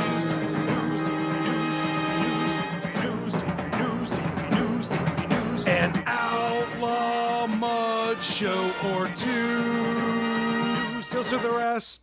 Folks, he's a humble man, as Stephen P. knew. He's a very humble man. He doesn't like to make a big show of his extreme expertise when it comes to legal matters, when it comes to him being the baron of the barristers, the king of all the jurisprudencers. He likes to let us say how great he is. He don't want to tell us himself. He wants to let us tell him. And folks, I can assure you of this, whether you need to sue a weasel in Calabasas County, or whether you need to sue someone that has harmed you or poisoned your drinking water or damaged your family's health and financial security or run you over in a car, or these nasty, no good jail operators that are incarcerating people in ever bigger numbers in substandard jails. You can't even be safe in prison anymore. No matter what you need done in a court of law, Stephen P. New is the man that's going to do it. 888-692-8084, newlawoffice.com. Get even with our man Stephen, because he will layeth the suing smacketh down upon your candieth ass. Can you imagine a card like this? This is bait and switch. You can sue for bait and switch now, can't you? It depends on if somebody gives you bad bait, you can take a switch to them. I don't know if that's how it works, but Stephen P. New would be the man who could answer that. That's how it works. If somebody gives you worms that the fish won't eat, the worms are rotten, the live bait is turned, you're allowed to take a switch to them to get even, get your money back. Bait and switch. It's an old legal tactic. Stephen P. New. That's him. That's right, Stephen P. New. And just a quick update here. You know, we've been talking so much about Cast Media, Colin Thompson, Live One, Podcast One, Rob Ellen here on the show. You may have noticed that there haven't been too many other voices out there. That may be changing very soon, folks. So stay tuned, because this story may be about to get a lot bigger. We've been talking to people with voices, and they may be using them. That's right. That's right. Some people you may have heard of. Some people that may be on the tips of everybody's tongue. Well, I don't know. By cracky, we're always leading the charge, though, Brian. We're always out in front, out in the vanguard. That's right. Of course, with Stephen P. New with us, but you'll hear much more about this on an upcoming Stephen's the episode. flag waver. He's a much better flag waver than Johnny Ace was. Who's the drummer boy? I'll give you a beat. See, that's the drum break. That's the drum break in Stairway to Heaven. Let me hear it again. I got no rhythm. I'm a white boy. What can I say? You have any other drum solos you could do? Yeah. How about this one?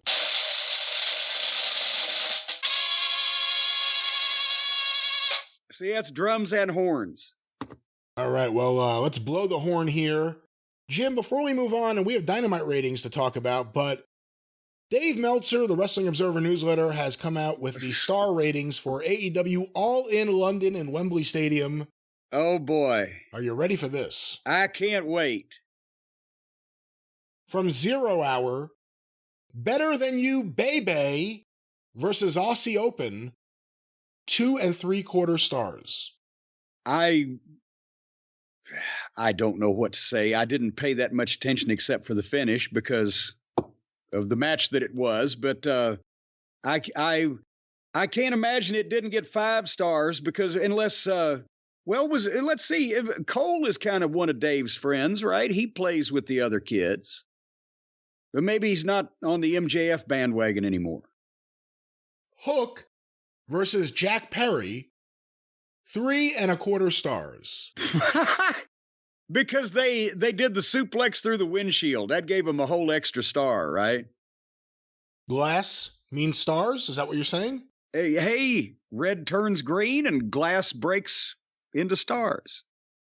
From the main card, Jim, CM Punk versus Samoa Joe, 3.5 stars. Okay. On the real scale, that's probably what it was, because that's half a star away from 4 stars, which would be they tore the house down. On Dave's scale, this is probably what, about 1.5 on the real Richter scale. I don't know what he's thinking anymore. So I would say, yes, that was a 3.5 star match, because my scale was 4 stars and 5 if Terry Funk was involved. The next match, Jim, Bullet Club Gold versus the Golden Elite, 4.5 stars. Oh, Jesus Christ. All right, here we go. So the throwaway 6-man tag team match to get, some of the guys on the card was a level above most of Flair and Steamboat. Okay, I got it. Not most of, Flair Steamboat was 5 stars, right? No, had he done that? Did he do that, or did he give them 4.5? No, I can't remember. I thought they got 5, but now you're making me question it. Did all of them get 5? Well, the next match, Jim, FTR versus the Young Bucks, 4.75 stars. Okay. Which according to Dave, I guess is as good as 5 stars, right? It's as good as 5 stars. That's what he said. We're not arguing. We're arguing about the same thing. So he didn't want Twinkle Toes to get too mad, but I think he likes Maddie and Nikki better. And what did he give Gin and Juice and FTR in the 2 out of 3 fall 58-minute extravaganza? I want to say that went past 5 stars. That was like 5.5 stars, or maybe 5.25. Maybe there was 3/4. It was almost 6 stars, but not there. Oh, good Lord. I don't fucking... Okay. Somewhat over 5, but under 6. Yeah, well, this was 4.75. Okay, very, very, very good. It was the... FTR did the best they could. It was unfortunately not the best FTR match, but not due to any of their shortcomings, but it was not as good as FTR and the Briscoes, FTR and Gin and Juice, a couple of different times, FTR and Gable and Jordan, FTR, and I could go on. It wasn't as good as the first 2 Young Bucks FTR matches. I've tried to put those out of my memory. The second one was probably the best one, but the first one was really, really good too. But this was the least good of the 3 matches. The least good. The least good of the 3 matches. Jim, Stadium Stampede, featuring the Blackpool Combat Club, Mike Santana, and Ortiz, against the Best Friends, Orange Cassidy, Eddie Kingston, and there was another, Penta is his name. 4.5 stars. For garbage and business exposing and stupidity and unprofessionalism and dangerous shit for no reason and bad booking leading to confusing teams in a poorly built up contest, 4.5 stars. Has Moxley in it. If you have Moxley in it, Dave will give it an extra star right away. The women's 4-way match with Saraya winning the title in London, 2.75 stars.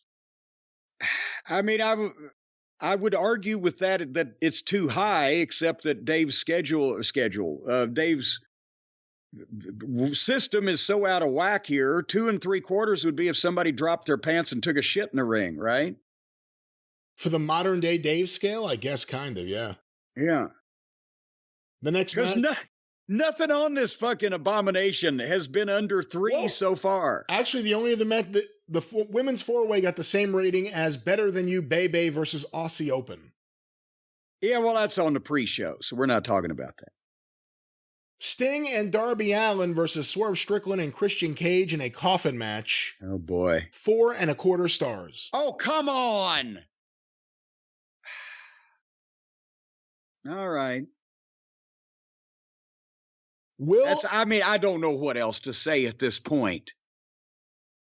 Will Ospreay versus Chris Jericho, 4 3/4 stars. Practically 5. Now we're in Flair Steamboat territory. And by the way, I remind you, Kurt Angle has never received a 5-star match from Dave Meltzer, but Jericho and Ostrich get 4 3/4. The Acclaimed versus the House of Black for the Trios Championship, or the Acclaimed and Billy Gunn, technically. Yes. 2.5 stars. Jesus. Who'd they piss off? Dave Meltzer. What did they say about Billy? Dave Meltzer.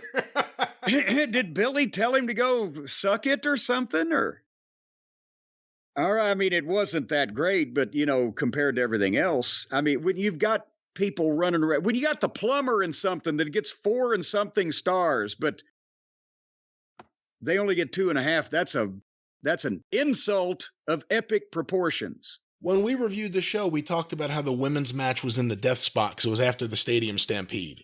That's when people were going to go to the bathroom or just mill around, or how do you recover from a match like that? Is it even a match? How do you recover from that?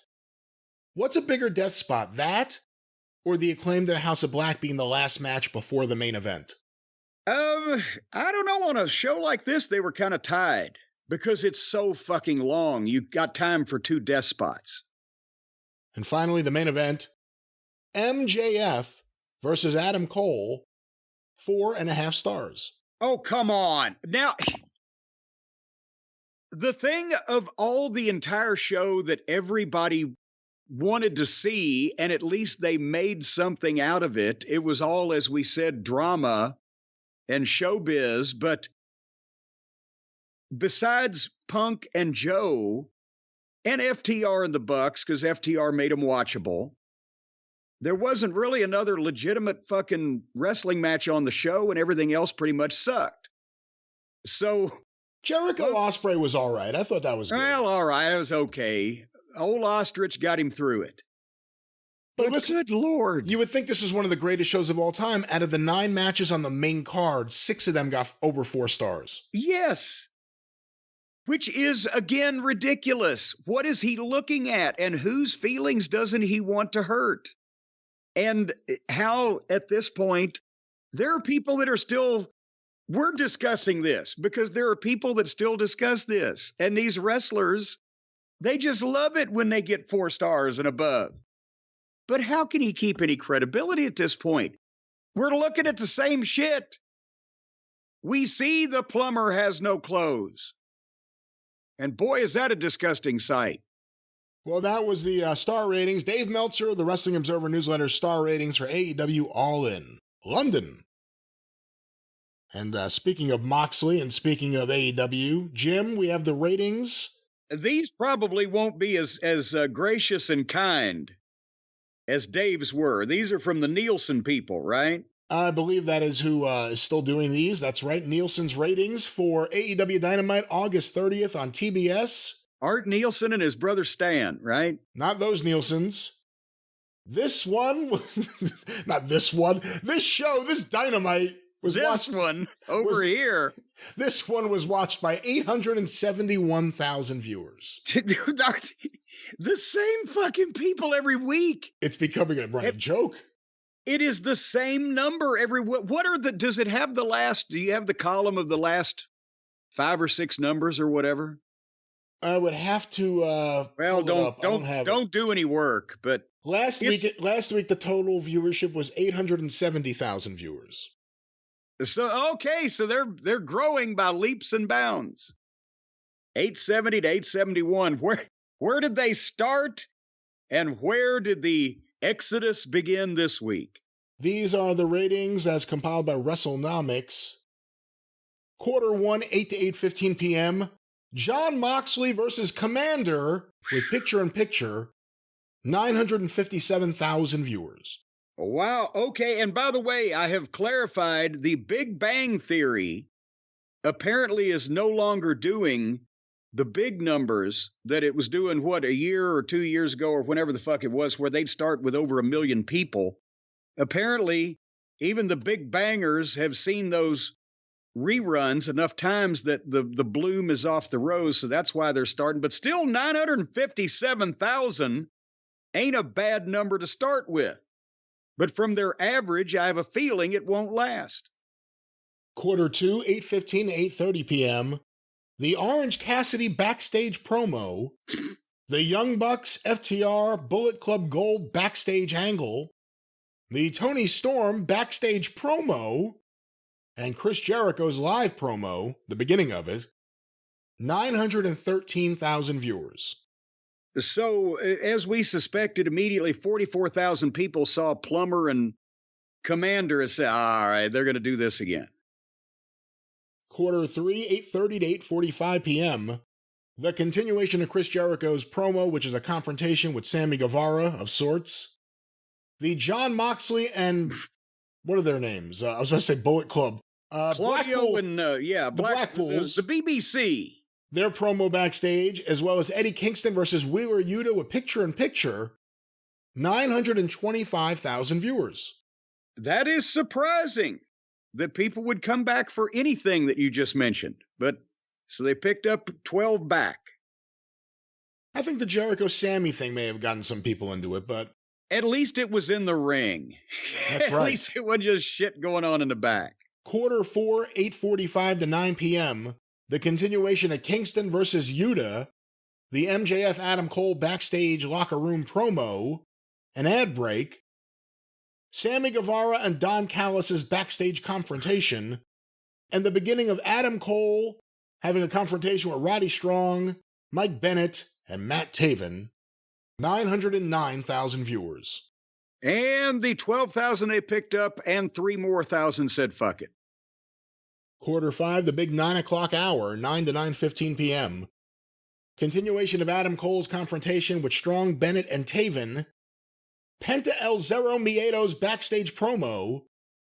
Emi Sakura, Marina Shafir, and Nyla Rose versus Britt Baker, Hikaru Shida, and Chris Statlander. Ding, ding, ding. I think we found the cliff. With picture-in-picture, 910,000 viewers. What? Well, again, it's the continuation of the Adam Cole angle.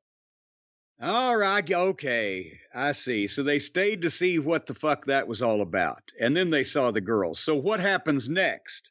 Quarter 6, 9:15 to 9:30 p.m. The continuation of Sakura, Shafir, and Rose versus Baker, Shida, and Statlander. The post-match with Ruby Soho. The Konosuke Takeshita Don Callis backstage promo. An ad break. And the beginning, is it the beginning or the whole thing? The whole thing of the Acclaimed and Billy Gunn's ribbon-cutting ceremony for their new scissor-themed championship belts. 828,000 viewers. Okay, so they, that's 82,000 decided that women's 6-man was not to be tolerated. Well, not woman's 6-man, 6-woman. Oh, well, that's right. Well, the 6-man tag team champions and their women? You can't have that. Well, Quarter 7, 9:30 to 9:45 p.m. The entrances with picture-in-picture for Orange Cassidy versus Penta El Zero Miedo, and then there was an ad break. 763,000 viewers. Okay, now it makes sense because let's face it, they got a gift that they were able to stay above 900,000 people for this rotten, stinking, smelly program that they aired for an entire hour before people smartened up that this is all we're going to get. We ain't going to get nothing else but this. And then in the final hour, they started at 910,000, went to 828,000, went to 763,000. And now that they've got a good whiff of pockets, where did they go in the last quarter? The final quarter, plus there's an overrun. 9:45 to 10 p.m. Orange Cassidy versus Penta El Zero Miedo with picture-in-picture and Orange Cassidy's live promo. He did a promo? Oh, yeah. Oh, good Lord. 769,000 viewers. With an overrun of 784 for the 1 minute of John Moxley and Orange Cassidy squaring off. Yeah, we don't buy that. I can't believe that it didn't drop in the final quarter, but I guess maybe somebody was tuning in thinking, certainly to God, this is not the main event. There's going to be something else going on. You know, with WrestleNomics, when they do the ratings, they have a bar that shows the 90-day trend. And it's starting to show a little bit more effect each time you see it for the big drop-off that happens at 9:15. And it goes to the end of the show. I mean, this is the last... I mean, we said they've been having around the same number the last few weeks. They've been having the same drop-off. Yeah. Around that period of time, right after MJF 200,000. Yeah. This was, hold on. This was only 188,000. Last week it was 200 and something thousand. But that's, they start with an audience they're handed, and those people slowly leave. I will give them credit for this. Over the last 3 weeks or so, they've kept up the first hour remarkably well for what's been presented. And maybe, like you said, they're waiting. Once they determine what MJF and Adam Cole's involvement is going to be, then they're done. But every week they lose between 20 and 25% of the audience they start with by the end of the program, which is an anomaly from every other wrestling program that we're aware of, right? Even Collision. It's not doing as well on Saturday night, but they keep the audience they get to begin with. They keep the audience that's there. You know, the issue, too, is with this women's 6-person match, the trios match, I guess. The 6-man women's match? The 6-man women's match. There's no way you could write that on paper and not think that would cause people to say, I've seen enough, I'll turn the channel. There's lots of baseball on. There's lots of other things that... He wrote down Moxley versus Commander, and he wrote down Pockets versus Penthouse, and didn't think the same thing. How about the fact that the international champion had to defeat Penta to get the opportunity to defend his championship against Moxley? Isn't that kind of backwards booking? No, they think it's a privilege to get in the ring with the plumber, because then they're going to look so much better, because even Pockets next to the plumber looks like a human being. Those were the AEW Dynamite ratings for this past week. I have here, WWE just put out new retro figures for a 4-set here. Jerry the King Lawler, Paul Bearer, The Undertaker, and Vader. By Mattel, excuse me. I'd like you to guess, do you know what their finishing maneuvers are? Oh, good Lord. So wait a minute. Now, their finishing maneuvers are listed on the figure box? Well, not necessarily their finishing maneuver, but the maneuver that the figure does, I guess. Oh, the figure does a move. Each figure has some sort of action where you can... What if the other figure doesn't want to cooperate?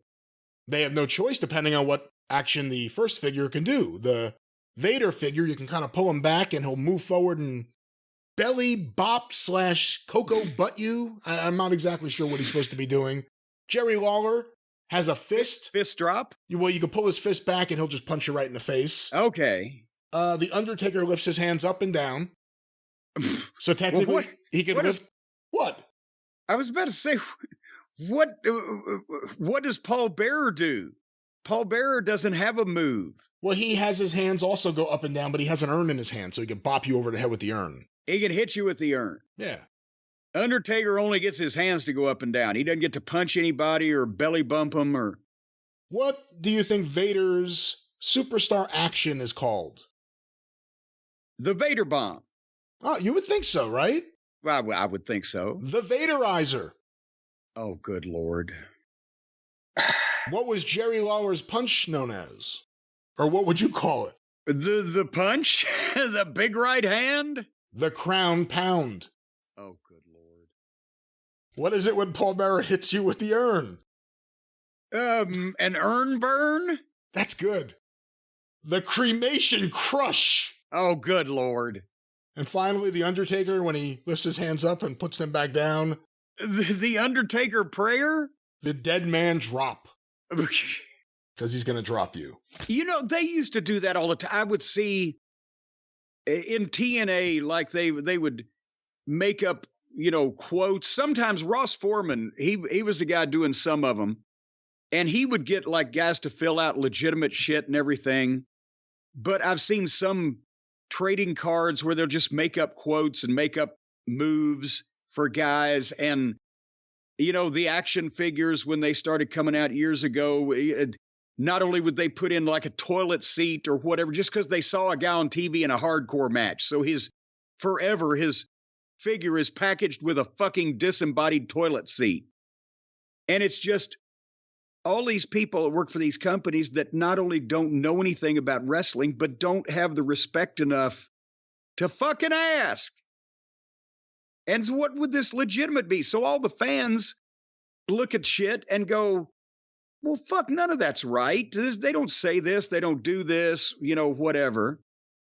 But it always drove me crazy. That ain't going to happen from Cornette's Collectibles by Cracky. We still have listeners who send us questions about or straight up images from old PWIs or whatever they may be, interviews with Jim Cornette. And they always ask, was this actually him?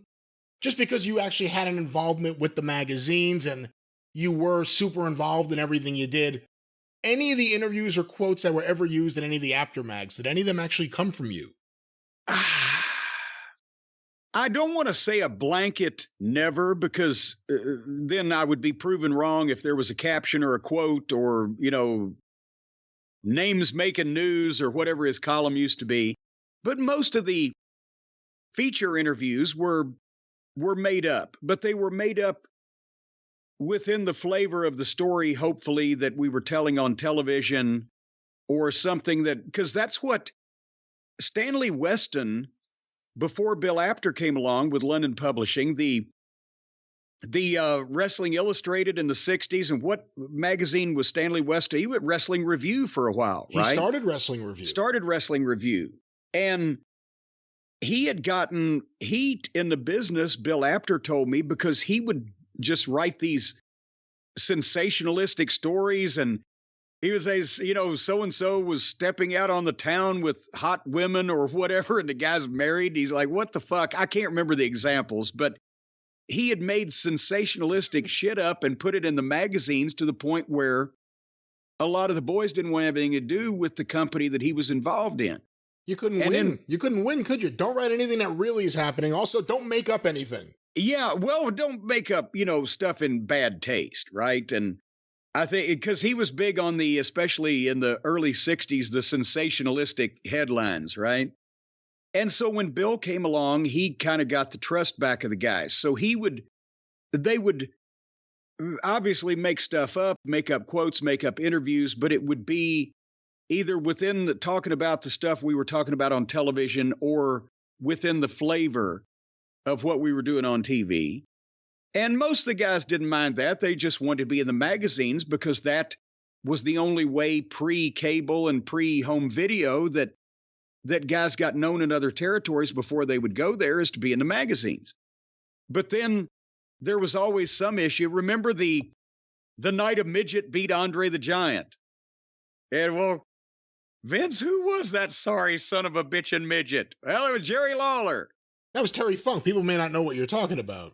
Yeah, I thought the story was famous enough, but they had a match between Lawler and Andre, a single match in Louisville here, April 5th, 1977. I was at ringside and shot pictures. But so was Mike Shields, who at the time was the one doing the Tennessee photography for Bill, because I just got started, a young, fresh-faced kid. And the finish was a DQ on Lawler. Phil Hickerson and Dennis Condrey ran in and got the DQ, and then Andre and a couple of the baby faces made a big comeback.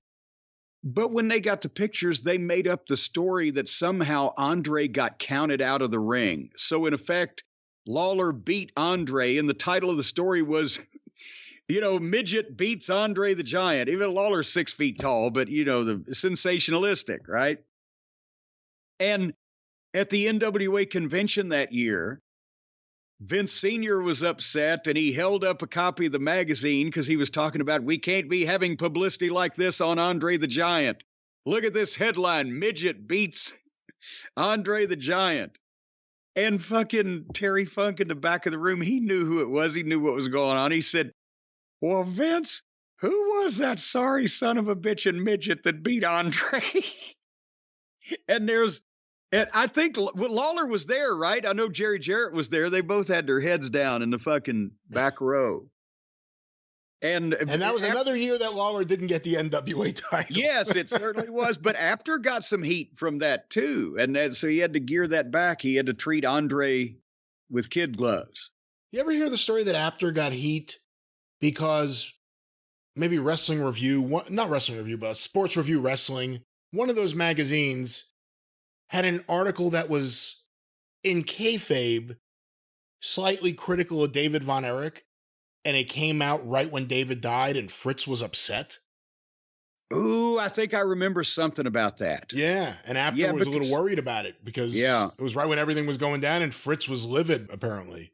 But see, back in those days, we've talked about the production deadline. From printing and distribution to where it's on the stands and able to buy, it would take 3 months from the time they started laying the magazine out till people actually had it. Comic books were the same thing back in those days. And so that's why the cover dates were always ahead of when they were actually put together and printed. So the news was always a couple months behind. One last thing on this. I have an article here that a listener, AJ from SJ, sent in from WWE Magazine, Memories by Jim Cornette. Did you actually write this? I don't know. I'll read it to you. It was my first WrestleMania. The event was in Madison Square Garden, the arena called the Mecca of professional wrestling, and the place where it all began. It was the 10th edition of WrestleMania, which made it even more special, and I was managing the WWF champion Yokozuna. It's the kind of night that could be the pinnacle of your career, and if it all ended the next day, I would have died happy. This doesn't sound like me. I was the American spokesman for Yoko, a monster of a man we called a former sumo wrestler. He was so important that he also had a Japanese manager, Mr. Fuji. I don't know. Where is this from? WWF Magazine. What is the date? I don't have a date on it, but it has the Attitude Errors logo as opposed to the fun-loving one. Okay, yeah, in that case, this sounds like either Shitstain or one of his minions. Shitstain was writing things as Jim Cornette? Well, I don't know. I didn't know this existed. I'm hearing you read it to me. At the time, Lex Luger and Bret the Hitman Hart were both #1 contenders, and the WWF announced that each would get a title shot at WrestleMania 10. The atmosphere in Madison Square Garden was electric when I came to the ring with Yokozuna and Fuji, and we fed off the people's energy. To make things more interesting, another top contender, Mr. Perfect, was the special referee. When Luger knocked out Yokozuna with a forearm, I just couldn't stand there and let the title change hands. So I jumped on the apron, and Luger slingshotted me into the ring. I had on this Sgt. Pepper's Lonely Heart Club Band outfit, gold sequin pants, and a black shiny captain's hat. There was no hat. It was no hat on that outfit. There was no black shiny captain's hat. No. What a throwback to the early days of Jim Cornette. That was my hair I used to have back then. Fuji got involved in the match too. Mr. Perfect had a tough time keeping order, and that was good for us because, truthfully, Luger had Yokozuna pinned. Lex was pretty steamed that the ref didn't see it, so he shoved Mr. Perfect and got himself disqualified. Luger really felt he'd been screwed out of the title, especially later when Bret beat Yoko for the championship in the main event. I have to admit, though, that I was in a pretty good mood when the show was over. I knew people were going to be talking about this one for a long time, and since we're talking about it now, I guess I was right. Yeah, by so Jim Cornette. I would be writing an article where I felt really good after my guy lost the WWF Championship at WrestleMania in Madison Square Garden because they'd be talking about it. Good Lord. I have no idea which one of the Nimrods in that department ghosted that fucking piece right there, but if I'd have seen it, I would have sued. All right, Jim, well, let's get you in a happy mood before we wrap things up. I have here some programs. Let's get to a couple of these. We'll play a little guess the program. How's that sound to you? All righty. Finish up strong. All right, well, I'll try. I got a whole lot here. Where do I start? Okay, I'll start with this one. All right, this first program, Jim. The opening bout, Haystack Muldoon versus Larry Simon. Oh. Larry okay. Simon of New Jersey, Haystack Muldoon, it just says farmer. They listed his occupation rather than his hometown. Jose Romero versus Sonny Fargo. Oh, okay. Best 2 out of 3 falls. The Bavarian Boys versus Jerry Graham. Rudy and Hans? I do not know for Was sure. it? I couldn't tell. I think that was their name. Okay, Bavarian Boys versus Jerry Graham, Dr. Jerry Graham, and Jackie Fargo. Luther Lindsay versus Pat Kelly. Ooh, that's odd. 2 out of 3 fall tag team match. Hans Schmidt and Red Groupie, or Group, I don't know, Red, sorry to say, versus Tony Marino and Eugene Marin. Eugenio. It says Eugene, for the record. Well, they couldn't spell it right. 2 out of 3 falls tag team match. Miguel Perez and Ricky Starr versus Pompero Firpo and the Rebel from Alabama. And the main event... Who was that? Does not have a picture of that man on here. I think I should know that, but I don't. And the main event... The main event to a finish. Argentina Rocca versus Bruno Sammartino. All righty then. I'm just going to... I'm going to say, is this Madison Square Garden? It is Madison Square Garden. Okay, now I'm going to get the year. Because Sonny Fargo is Roughhouse Fargo, as we know, and Jackie being in a tag with Jerry Graham against the Bavarian Boys indicates this is after the Don Fargo years. It's Larry Simon is, of course, a young Professor Boris Malenko.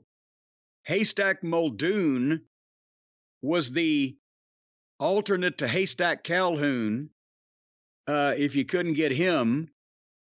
Pat Kelly of the Kelly Twins that was in the wreck with Adrian Adonis. Luther Lindsay, the great African-American shooter that Stu Hart said was the toughest guy that he ever was in the ring with and died of a heart attack in the ring. Who did Red Group turn into? God damn it. He changed his name and became more known as well. Hans Schmidt, of course, one of the biggest heels of the entire wrestling business during the network days of the early 50s. Miguel Perez and Ricky Starr against Pampero, Firpo, and the Rebel. And Rocca and Bruno is why, as soon as you got to Miguel Perez and Ricky Starr, I knew it was the Garden. Rocca and Bruno puts it at 1962, because that was a rare babyface match, but they knew they were going to go with Bruno, and they knew that they wanted to, in some way at least, pass the torch. I don't know whether they got Rocca to do a complete full job, but that's got to be fall, winter, 1962. Monday, Madison Square Garden, Monday, October 24th, 1960. Oh, what? This is when Pfeffer got back control of the Garden. God damn it. And Bruno was on the outs with Vince Sr. That's right. That's because that explains the Fargos coming back. Even though Don wasn't available, Pfeffer brought Sonny back. So 1960. Haystack Muldoon. I have a stack of original unsold Haystack Muldoon 8x10s. I don't know what I'll ever do with them, but I have them. He had a round kind of, he was bald-headed, right? Yes. And had a round kind of head. He didn't have the classic country boy look of Haystack's Calhoun. All right, I was 2 years off. Son of a bitch. Well, you got the season. At least you got that. The next card here, Jim. This is kind of the same era. Maybe I shouldn't do this one next. Let me move this. All right, I'll go with an easy one. Jose Luis Rivera versus Pete Doherty. Terry Daniels versus Tiger Chung Lee. Brian Blair versus Mr. Fuji. Tony Garea versus Bulldog Buzz Sawyer. Salvatore Bellomo versus George the Animal Steele. Ivan Putski versus Roddy Piper. And finally, the main event, an 8-man elimination tag team match. The Iron Sheik, Dr. D. David Schultz, Cowboy Bob Orton, to take all the bumps, and Greg the Hammer Valentine versus Sergeant Slaughter, Bob Backlund, Rocky Johnson, and Chief Jay Strongbow. Holy shit, what a card. That is obviously the WWF, and that is, as far as location, I mean, it's not the Garden, I don't think. I think it would be, I'm not going to say, I'm still keeping my finger on the checker. It would be somewhere like a Philly or a Boston or one of the bigger towns, but not the Garden. And again, it would almost have to be with Buzz Sawyer. He was briefly there. But with Rocky Johnson still there, Chief Jay Strongbow still in the ring, Backlund, it has to be 84 during the initial expansion, right? Because you've got Bellomo is still there, but Piper has come in. 84 at some point, or maybe early 85 at the latest. Help me. It is the World Wrestling Federation on tour in Providence, Rhode Island at the Providence Civic Center. Okay. Tuesday, June 26, 1984. There you go. So a few interesting things. Also one of the last Bob Backlund shows. Yeah, because he was gone pretty soon after that. And Strongbow was retired by the end of the year, right? From in-ring? That's right. And Buzz Sawyer lasted weeks. But at the same point, you had a little of the old WWF in Jose Luis Rivera, Pete Doherty, the Duke of Dorchester. And then you had Putski. And Garea and Putski. But then you also had Piper. And you had Blair and, you know, Orton and Schultz and some of the guys that he snagged on the initial expansion. So it was kind of the blending of the old and the new. All right, Jim, this next program here, which is the first match? Okay, special added attraction, Man versus Bear, Ox Baker versus the Mighty Samson. This match will follow the main event. Program is that's in case the Bear shits in the ring. The Great Fuji versus the Magnificent Zulu. Oh my God. And Fuji was like 5'8" and Zulu was 6'8". In a tournament match, the Missouri Mauler versus Charlie Cook. Ooh. In a tag team match, Lord Jonathan Boyd and Sir Norman Charles versus Angelo and Lanny Poffo. In another tournament match, the Battle of the Mongols, Bolo Mongol versus El Mongol. There will be an intermission, and then a U.S. Where Ann Gunkel will draw the lucky number. Very good. A U.S. Heavyweight Championship match. The champion Ray Candy versus Crusher Verdue. Good Lord.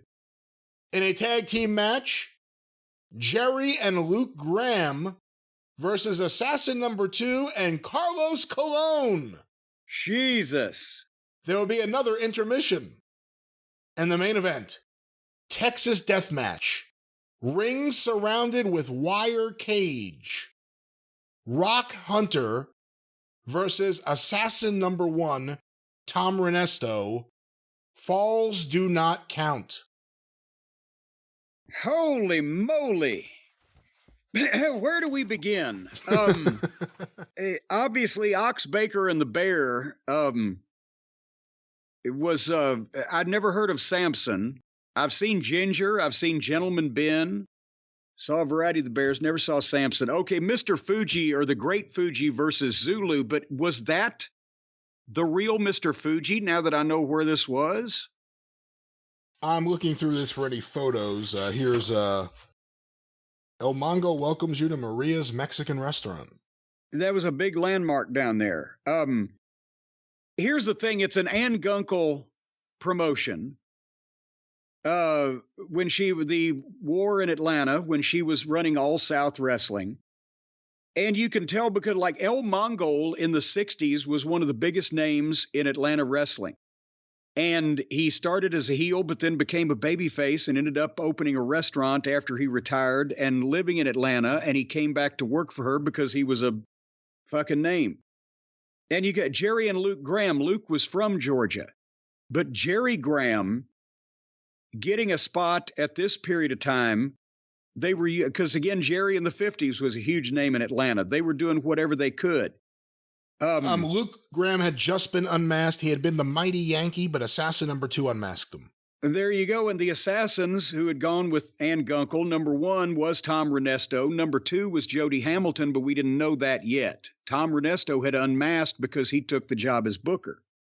Rock Hunter was a famous manager of the 70s.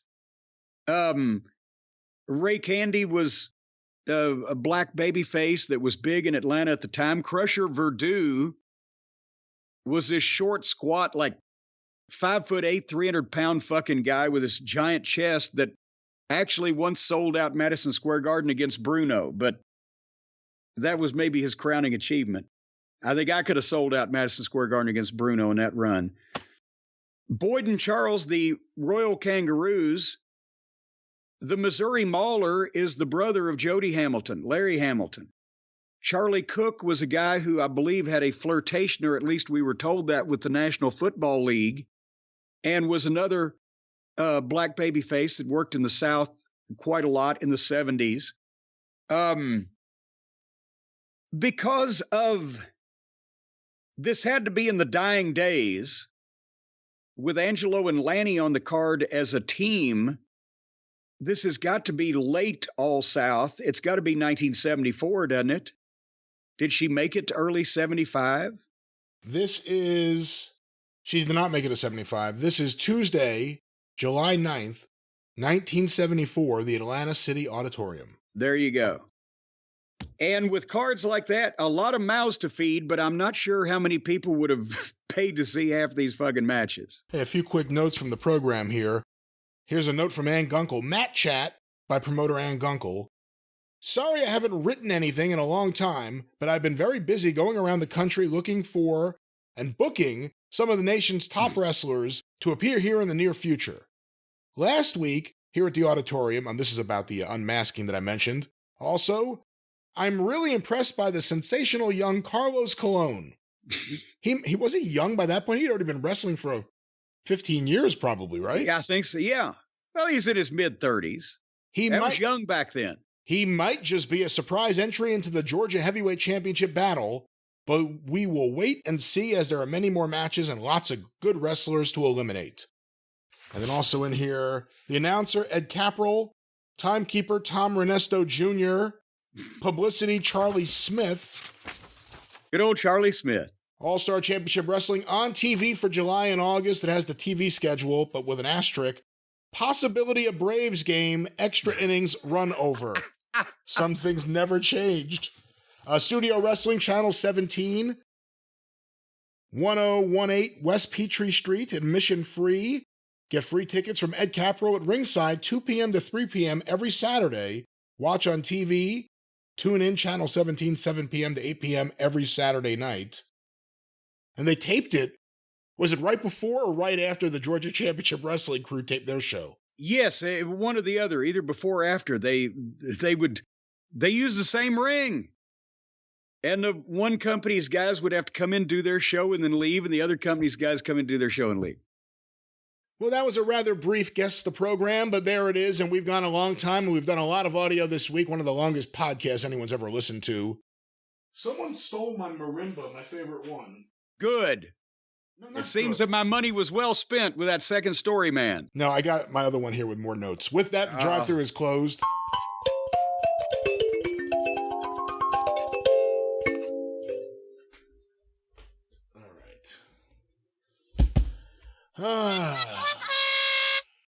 All right, where are we? We're ending the show. Listen, we've done so many shows. We're on Twitter at the Jim Cornette. Great Brian Last. Go through the archives, patreon.com/Cornette. The official Jim Cornette YouTube channel. Subscribe. Travis Heckel's artwork. It's the best. Share it from there.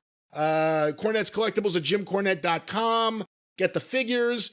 They're probably sold out already, but you can go try by the time you hear this. What else? 605 Superpodcast. The mothership! 605pod.com.